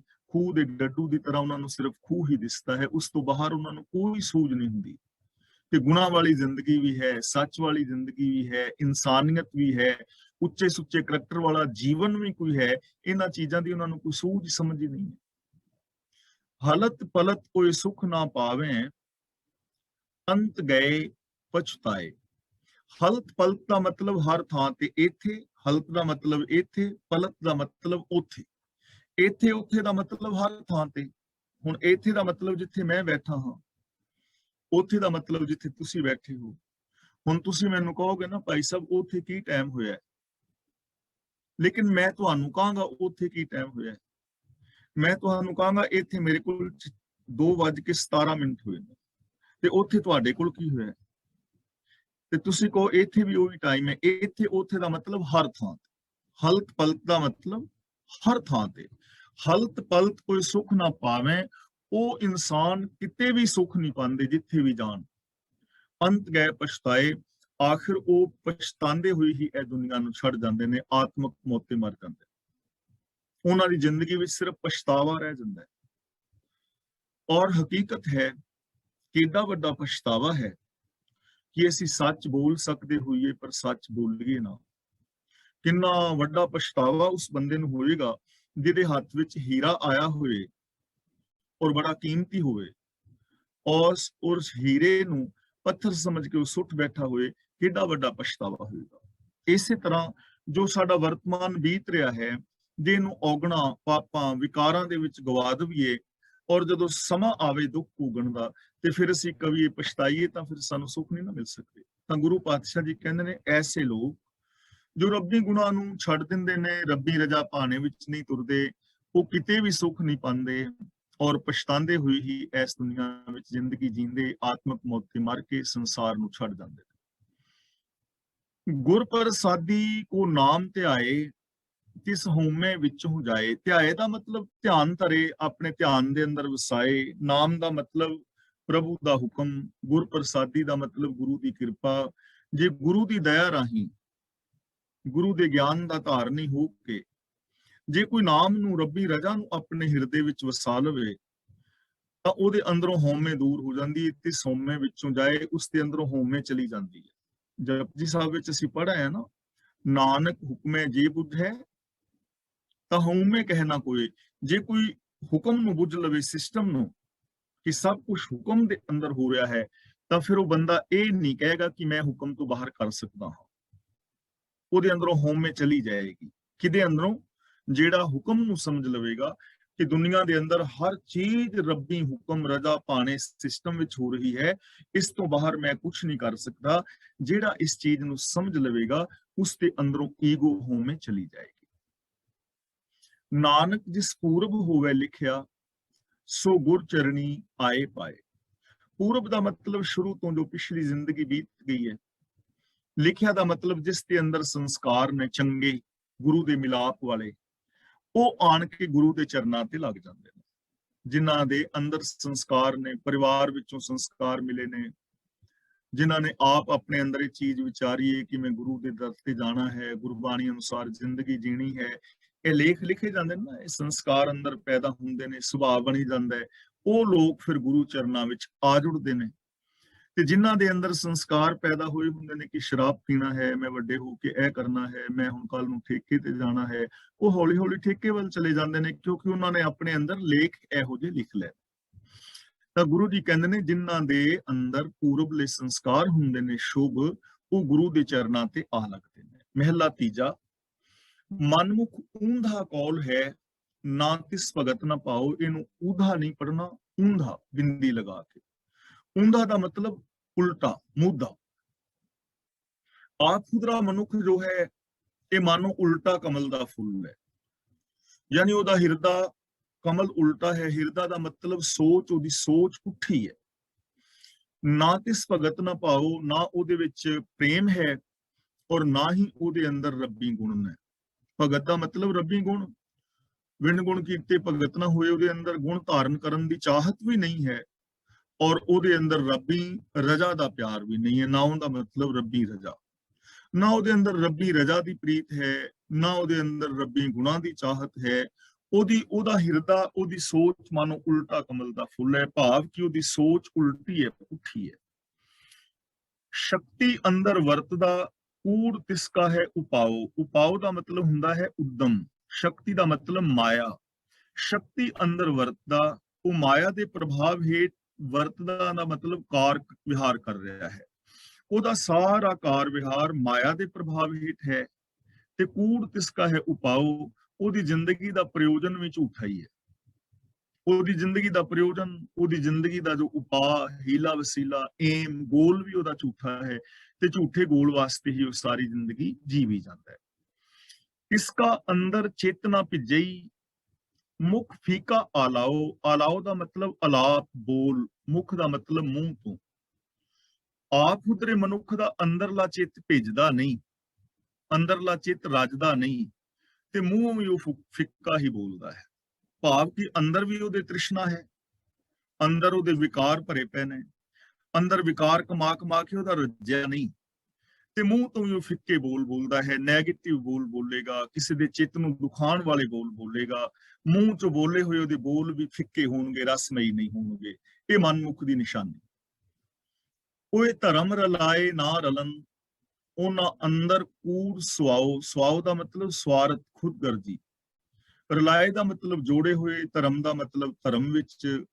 ਐਸੇ ਬੰਦੇ ਧਰਮ ਵਿੱਚ ਜੋੜਦੇ ਨਹੀਂ, ਕਿਉਂਕਿ ਉਹਨਾਂ ਅੰਦਰ ਕੂੜ ਸਵਾਓ, ਉਹਨਾਂ ਦੇ ਅੰਦਰ ਝੂਠ ਔਰ ਖੁਦਗਰਜੀ ਹੈ। ਹੁਣ ਜਦੋਂ ਤੱਕ ਬੰਦਾ ਖੁਦਗਰਜੀ ਨਹੀਂ ਛੱਡਦਾ ਔਰ ਝੂਠ ਨਹੀਂ ਛੱਡਦਾ, ਉਦੋਂ ਤੱਕ ਧਰਮ ਦੇ ਵਿੱਚ ਕਿਵੇਂ ਰਲੇ? ਧਰਮ ਤੇ ਫਰਜ਼ ਹੈ ਨਾ। ਧਰਮ ਦਾ ਮਤਲਬ ਹੈ ਸੱਚ ਨੂੰ ਆਧਾਰ ਬਣਾ ਕੇ ਮਨੁੱਖੀ ਫਰਜ਼ਾਂ ਨੂੰ ਪੂਰੀਆਂ ਕਰਨਾ। ਤੇ ਜਿਹਦੇ ਅੰਦਰ ਖੁਦਗਰਜੀ ਹੈ, ਉਹ ਮਨੁੱਖੀ ਫਰਜ਼ਾਂ ਨੂੰ ਕਿਵੇਂ ਪੂਰੀਆਂ ਕਰੇਗਾ? ਉਹ ਭਾਈ ਮਤੀ ਦਾਸ ਦੀ ਤਰ੍ਹਾਂ ਆਰੇ ਦੇ ਨਾਲ ਆਪਣੇ ਆਪ ਨੂੰ ਕਿਵੇਂ ਚਰਵਾ ਲੇਗਾ? ਜਿਹੜਾ ਸਵਾਰਥੀ ਬੰਦਾ ਹੈ, ਉਹ ਕਿਵੇਂ ਐਸਾ ਕਰੇਗਾ? ਜਿਹਦੇ ਅੰਦਰ ਕੂੜ ਹੈ, ਜੋ ਹਮੇਸ਼ਾ ਝੂਠ ਬੋਲਦਾ ਹੈ, ਉਹ ਬੰਦਾ ਸੱਚ ਦੇ ਵਿੱਚ ਕਿਵੇਂ ਰਲੇਗਾ? ਐਸੇ ਲੋਕਾਂ ਨੂੰ ਧਰਮ ਦੇ ਵਿੱਚ ਕਿਵੇਂ ਰਲਾ ਲਓਗੇ? ਤਾਂ ਗੁਰੂ ਜੀ ਕਹਿੰਦੇ ਨੇ, ਉਹ ਧਰਮ ਦੇ ਅੰਦਰ ਰਲਾਇਆ ਹੋਇਆ ਧਰਮੀਆਂ ਦੇ ਨਾਲ ਉਹ ਰਲਦਾ ਨਹੀਂ, ਕਿਉਂਕਿ ਉਹਦੇ ਅੰਦਰ ਝੂਠ ਹੈ, ਉਹਦੇ ਅੰਦਰ ਸਵਾਰਥ ਔਰ ਖੁਦਗਰਜੀ ਹੈ। ਨਾਨਕ ਕਰਤੈ ਬਣਤ ਬਣਾਈ, ਮਨਮੁਖ ਕੂੜ ਬੋਲ ਬੋਲ ਡੁੱਬੇ, ਗੁਰਮੁਖ ਤਰੇ ਜਪ ਹਰਨਾਓ। ਗੁਰੂ ਪਾਤਸ਼ਾਹ ਜੀ ਕਹਿੰਦੇ ਨੇ, ਕਰਤਾਰ ਨੇ ਐਸੀ ਹੀ ਖੇਡ ਰਚੀ ਹੈ, ਇੱਕ ਸਿਸਟਮ ਹੈ ਕਿ ਜੋ ਮਨ ਦੇ ਪਿੱਛੇ ਤੁਰਨ ਵਾਲੇ ਆਪ ਹੁਦਰੇ ਲੋਕ ਨੇ, ਉਹ ਕੂੜ ਬੋਲ ਬੋਲ ਕੇ ਕੂੜ ਦੇ ਵਿੱਚ ਹੀ ਡੁੱਬ ਮਰਦੇ ਨੇ, ਆਤਮਕ ਮੌਤ ਤੇ ਮਰ ਜਾਂਦੇ ਨੇ, ਝੂਠ ਫਰੇਬ ਦੇ ਵਿੱਚ ਹੀ ਜ਼ਿੰਦਗੀ ਜੀ ਜਾਂਦੇ ਨੇ। ਗੁਰਮੁਖ ਤਰੇ ਜਪ ਹਰ ਨਾਉ। ਨਾਉ ਦਾ ਮਤਲਬ ਰੱਬੀ ਸਿਫਤ ਸਲਾਹ, ਜਪ ਦਾ ਮਤਲਬ ਜਾਣ ਕੇ, ਨਾਉ ਦਾ ਮਤਲਬ ਰੱਬ ਦਾ ਹੁਕਮ, ਜਪ ਦਾ ਮਤਲਬ ਜਾਣ ਕੇ, ਸਮਝ ਕੇ, ਜਾਣ ਪਛਾਣ ਪਾ ਕੇ, ਸਾਂਝ ਪਾ ਕੇ। ਜੋ ਗੁਰੂ ਦੇ ਦੱਸੇ ਰਾਹਾਂ ਤੇ ਤੁਰਨ ਵਾਲੇ ਨੇ, ਉਹ ਰੱਬੀ ਹੁਕਮ ਦੇ ਨਾਲ ਸਾਂਝ ਪਾ ਕੇ ਤੇ ਇਸ ਦੁਨੀਆ ਦੇ ਵਿੱਚੋਂ, ਵਿਕਾਰਾਂ ਦੇ ਵਿੱਚੋਂ ਤਰ ਗਏ ਨੇ, ਪਾਰ ਲੰਘ ਗਏ ਨੇ। ਜੋ ਆਪ ਹੁਦਰੇ ਲੋਕ ਨੇ, ਉਹ ਕੂੜ ਝੂਠ ਬੋਲ ਬੋਲ ਕੇ ਇਹਦੇ ਵਿੱਚ ਹੀ ਡੁੱਬ ਮਰੇ ਨੇ। ਪੌੜੀ। ਬਿਨ ਬੂਝੇ ਵੱਡਾ ਫੇਰ ਪਿਆ ਫਿਰ ਆਵੇ ਜਾਈ। ਇਹ ਗੱਲ ਸਮਝਣ ਤੋਂ ਬਿਨਾ ਕਿ ਗੁਰਪ੍ਰਸਾਦੀ ਪਾਈ ਹੈ ਕਿ ਗੁਰੂ ਦੇ ਦੱਸੇ ਰਾਹਾਂ ਤੇ ਤੁਰਿਆ ਜ਼ਿੰਦਗੀ ਸਫਲ ਹੁੰਦੀ ਹੈ। ਜਿਨਨੇ ਇਸ ਗੱਲ ਨੂੰ ਨਹੀਂ ਬੁੱਝਿਆ, ਨਹੀਂ ਜਾਣਿਆ, ਨਹੀਂ ਸਮਝਿਆ, ਉਹਦੇ ਵਾਸਤੇ ਇੱਕ ਵੱਡਾ ਫੇਰ ਪੈ ਜਾਂਦਾ ਹੈ। ਫਿਰ ਆਵੇ ਜਾਈ ਦਾ ਮਤਲਬ ਆਉਂਦਾ ਜਾਂਦਾ ਹੈ, ਭਟਕਦਾ ਹੈ। ਵੱਡਾ ਫੇਰ ਕਿਵੇਂ ਪੈ ਜਾਂਦਾ ਹੈ, ਚੀਜ਼ ਸਮਝਣ ਵਾਲੀ ਹੈ। ਕਿਉਂਕਿ ਤੁਸੀਂ ਸਾਰੇ ਵੀਰ ਜ਼ਿਮੀਂਦਾਰ ਹੋ, ਤੁਸੀਂ ਖੂਹ ਤੇ ਵਾਹੁੰਦੇ ਰਹੇ ਹੋ ਨਾ ਸਾਰੇ। ਖੂਹ ਦੇ ਵਿੱਚ ਬੈਲ ਜੋੜਦੀ ਦੇ ਸਨ, ਤੇ ਮੈਂ ਛੋਟਾ ਜਿਹਾ ਹੁੰਦਾ ਸਾਂ, ਪਿੱਛੇ ਗਾਦੀ ਉਣ ਕੇ ਨਾ ਰੱਸੀਆਂ ਦੇ ਨਾਲ ਉੱਤੇ ਪਾ ਦਿੰਦੇ ਹੁੰਦੇ ਹਨ, ਤੇ ਸੋਟੀ ਲੈ ਕੇ ਢੱਗੇ ਤੋਰਦੇ ਰਹਿਣਾ, ਕਿਉਂਕਿ ਹੁੰਟੇ ਮਿਲਦੇ ਸੀ ਨਾ। ਤੇ ਹੁੰਟੇ ਲੈਣ ਵਾਸਤੇ ਸਵੇਰੇ ਖੇਸ ਦੀ ਬੁੱਕਲ ਮਾਰ ਕੇ ਗਾਦੀ ਤੇ ਜਾ ਪਈਦਾ ਸੀ। ਖੋਪੇ ਚਾੜ ਦਿੱਤੇ ਢੱਗਿਆਂ ਨੂੰ, ਇੱਕ ਵਾਰੀ ਤੋਰ ਦਿੱਤੇ, ਫਿਰ ਉਹ ਸਾਰਾ ਦਿਨ ਤੁਰੀ ਜਾਂਦੇ ਨੇ। ਦੇਖੋ 5-6 ਘੰਟੇ ਬੈਲ ਤੋਰਦੇ ਨੇ, ਕਿੱਡਾ ਵੱਡਾ ਫੇਰ ਹੈ। ਥੱਕ ਜਾਂਦੇ ਨੇ, ਚੂਰ ਹੋ ਜਾਂਦੇ ਨੇ ਵਿਚਾਰੇ। ਤੇ ਜਦੋਂ ਉਹਨਾਂ ਦੇ ਖੋਪੇ ਲਾਈਦੇ ਨੇ, ਤੇ ਬੈਲ ਵੇਖ ਕੇ ਹੈਰਾਨ ਹੁੰਦਾ ਕਿ ਮੈਂ ਤੇ ਉੱਥੇ ਹੀ ਖੜਾ। ਤੁਰ ਵੀ ਸਵੇਰ ਦੇ ਰਹੇ ਨੇ, ਭਾਰ ਖਿੱਚ ਖਿੱਚ ਕੇ ਥੱਕ ਗਏ ਨੇ, ਭੁੱਖੇ ਨੇ, ਪਿਆਸੇ ਨੇ, ਤੇ ਪਹੁੰਚੇ ਇੱਕ ਕਦਮ ਵੀ ਅੱਗੇ ਨਹੀਂ, ਉੱਥੇ ਹੀ ਫਿਰੀ ਜਾ ਰਹੇ ਨੇ। ਇਹਨੂੰ ਕਹਿੰਦੇ ਨੇ ਵੱਡਾ ਫੇਰ, ਕਿਉਂਕਿ ਉਹ ਬੱਝੇ ਹੋਏ ਨੇ ਔਰ ਤੁਰੇ ਜਾ ਰਹੇ ਨੇ। ਇਸੇ ਤਰ੍ਹਾਂ ਉਹ ਇਨਸਾਨ ਜੋ ਕੂੜ ਦੇ ਨਾਲ, ਝੂਠ ਦੇ ਨਾਲ ਬੱਝੇ ਹੋਏ ਨੇ, ਉਹਨਾਂ ਨੂੰ ਵੱਡਾ ਫੇਰ ਹੈ, ਤੁਰੇ ਫਿਰਦੇ ਨੇ, ਸਾਰੀ ਜ਼ਿੰਦਗੀ ਜੀ ਵੀ ਜਾਂਦੇ ਨੇ, ਭਟਕਣਾ ਵਿੱਚ ਪਏ ਹੋਏ ਨੇ, ਪਹੁੰਚਦੇ ਕਿਰੇ ਵੀ ਨਹੀਂ। ਵਰਤ ਰੱਖ ਰਹੇ ਨੇ, ਨਰਾਤੇ ਰੱਖ ਰਹੇ ਨੇ, ਸਰਾਧ ਕਰ ਰਹੇ ਨੇ, ਤੀਰਥਾਂ ਤੇ ਨਹਾ ਰਹੇ ਨੇ, ਜਪ ਤਪ ਕਰ ਰਹੇ ਨੇ, ਪਾਠ ਪੂਜਾ ਕਰ ਰਹੇ ਨੇ, ਤੂਫਾਂ ਤਖਾ ਰਹੇ ਨੇ, ਜੋਤ ਨਾਰੀਅਲ ਚੁੱਕੀ ਫਿਰਦੇ ਨੇ। ਵੀਰਵਾਰ ਨੂੰ ਮਾਂ ਤੇ ਸ਼ਨੀਵਾਰ ਨੂੰ ਛੋਲੇ ਤੇ ਸ਼ਨੀਵਾਰ ਨੂੰ ਤੇਲ ਤੇ ਹੋਰ ਪਤਾ ਨਹੀਂ ਕਿੰਨੇ ਕੰਮ ਕਰਦੇ ਨੇ, ਤੁਰੇ ਫਿਰਦੇ ਨੇ, ਤੇ ਪਹੁੰਚੇ ਇਹਨਾਂ ਵੀ ਨਹੀਂ ਅੱਗੇ। ਇਨਸਾਨੀਅਤ ਬਿਲਕੁਲ ਨਹੀਂ ਪੈਦਾ ਹੋਈ, ਨਾ ਸੱਚ ਆਇਆ, ਨਾ ਦਇਆ, ਨਾ ਪ੍ਰੇਮ, ਝੂਠ ਫਰੇਬ ਕੁਛ ਵੀ ਨਹੀਂ ਛੱਡਿਆ। ਵਹੀ ਬੇਢੰਗੀ ਚਾਲ ਜੋ ਪਹਿਲੇ ਥੀ ਅਬ ਵੀ ਹੈ।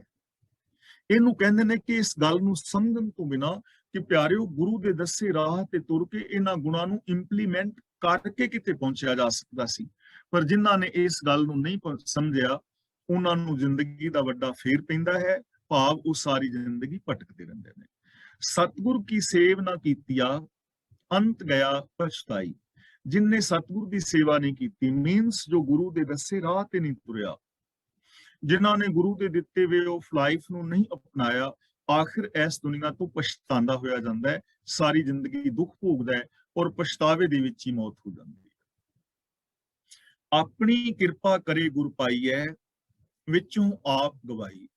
ਜਦੋਂ ਪ੍ਰਭੂ ਆਪਣੀ ਮਿਹਰ ਕਰਦਾ ਹੈ ਤਾਂ ਗੁਰੂ ਮਿਲਦਾ ਹੈ, ਔਰ ਗੁਰੂ ਦੇ ਮਿਲਣ ਦੇ ਨਾਲ ਅੰਦਰੋਂ ਆਪਾ ਭਾਵ ਦੂਰ ਹੋ ਜਾਂਦਾ ਹੈ। ਯਾਨੀ ਇਹ ਰੱਬੀ ਰਹਿਮਤ ਹੈ ਜੋ ਗੁਰੂ ਦੱਸੇ ਰਾਹਾਂ ਤੇ ਤੁਰ ਰਹੇ ਨੇ।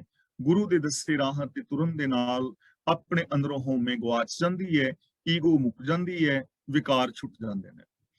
ਤ੍ਰਿਸ਼ਨਾ ਭੁੱਖ ਵਿੱਚੋਂ ਉਤਰੈ ਸੁਖ ਵਸੈ ਮਨ ਆਈ। ਤੇ ਜਦੋਂ ਗੁਰਬਾਣੀ ਦੀ ਸਮਝ ਆਉਂਦੀ ਹੈ, ਅਸਲੀਅਤ ਦੀ ਸਮਝ ਆਉਂਦੀ ਹੈ, ਉਦੋਂ ਅੰਦਰੋਂ ਤ੍ਰਿਸ਼ਨਾ ਦੀ ਭੁੱਖ ਉਤਰ ਜਾਂਦੀ ਹੈ ਔਰ ਮਨ ਦੇ ਅੰਦਰ ਸੁਖ ਆਵਸਥਾ ਹੈ, ਬੰਦਾ ਸੁਖੀ ਔਰ ਸ਼ਾਂਤ ਹੋ ਜਾਂਦਾ ਹੈ, ਤ੍ਰਿਸ਼ਨਾ ਦੀ ਅੱਗ ਅੰਦਰੋਂ ਬੁਝ ਜਾਂਦੀ ਹੈ। ਸਦਾ ਸਦਾ ਸਾਲਾਹੀ ਹੈ ਹਿਰਦੈ ਲਿਵ ਲਾਈ। ਇਸ ਲਈ ਗੁਰੂ ਪਾਤਸ਼ਾਹ ਜੀ ਕਹਿੰਦੇ ਨੇ ਆਪਣੀ ਲਗਨ ਲਾ ਕੇ ਨਾ ਮਨੋਂ ਹਮੇਸ਼ਾ ਪ੍ਰਭੂ ਦੀ ਸਿਫਤ ਸਲਾਹ ਕਰਨੀ ਚਾਹੀਦੀ ਹੈ, ਹਮੇਸ਼ਾ ਪ੍ਰਭੂ ਦੀ ਸਿਫਤ ਸਲਾਹ ਕਰਨੀ ਚਾਹੀਦੀ ਹੈ।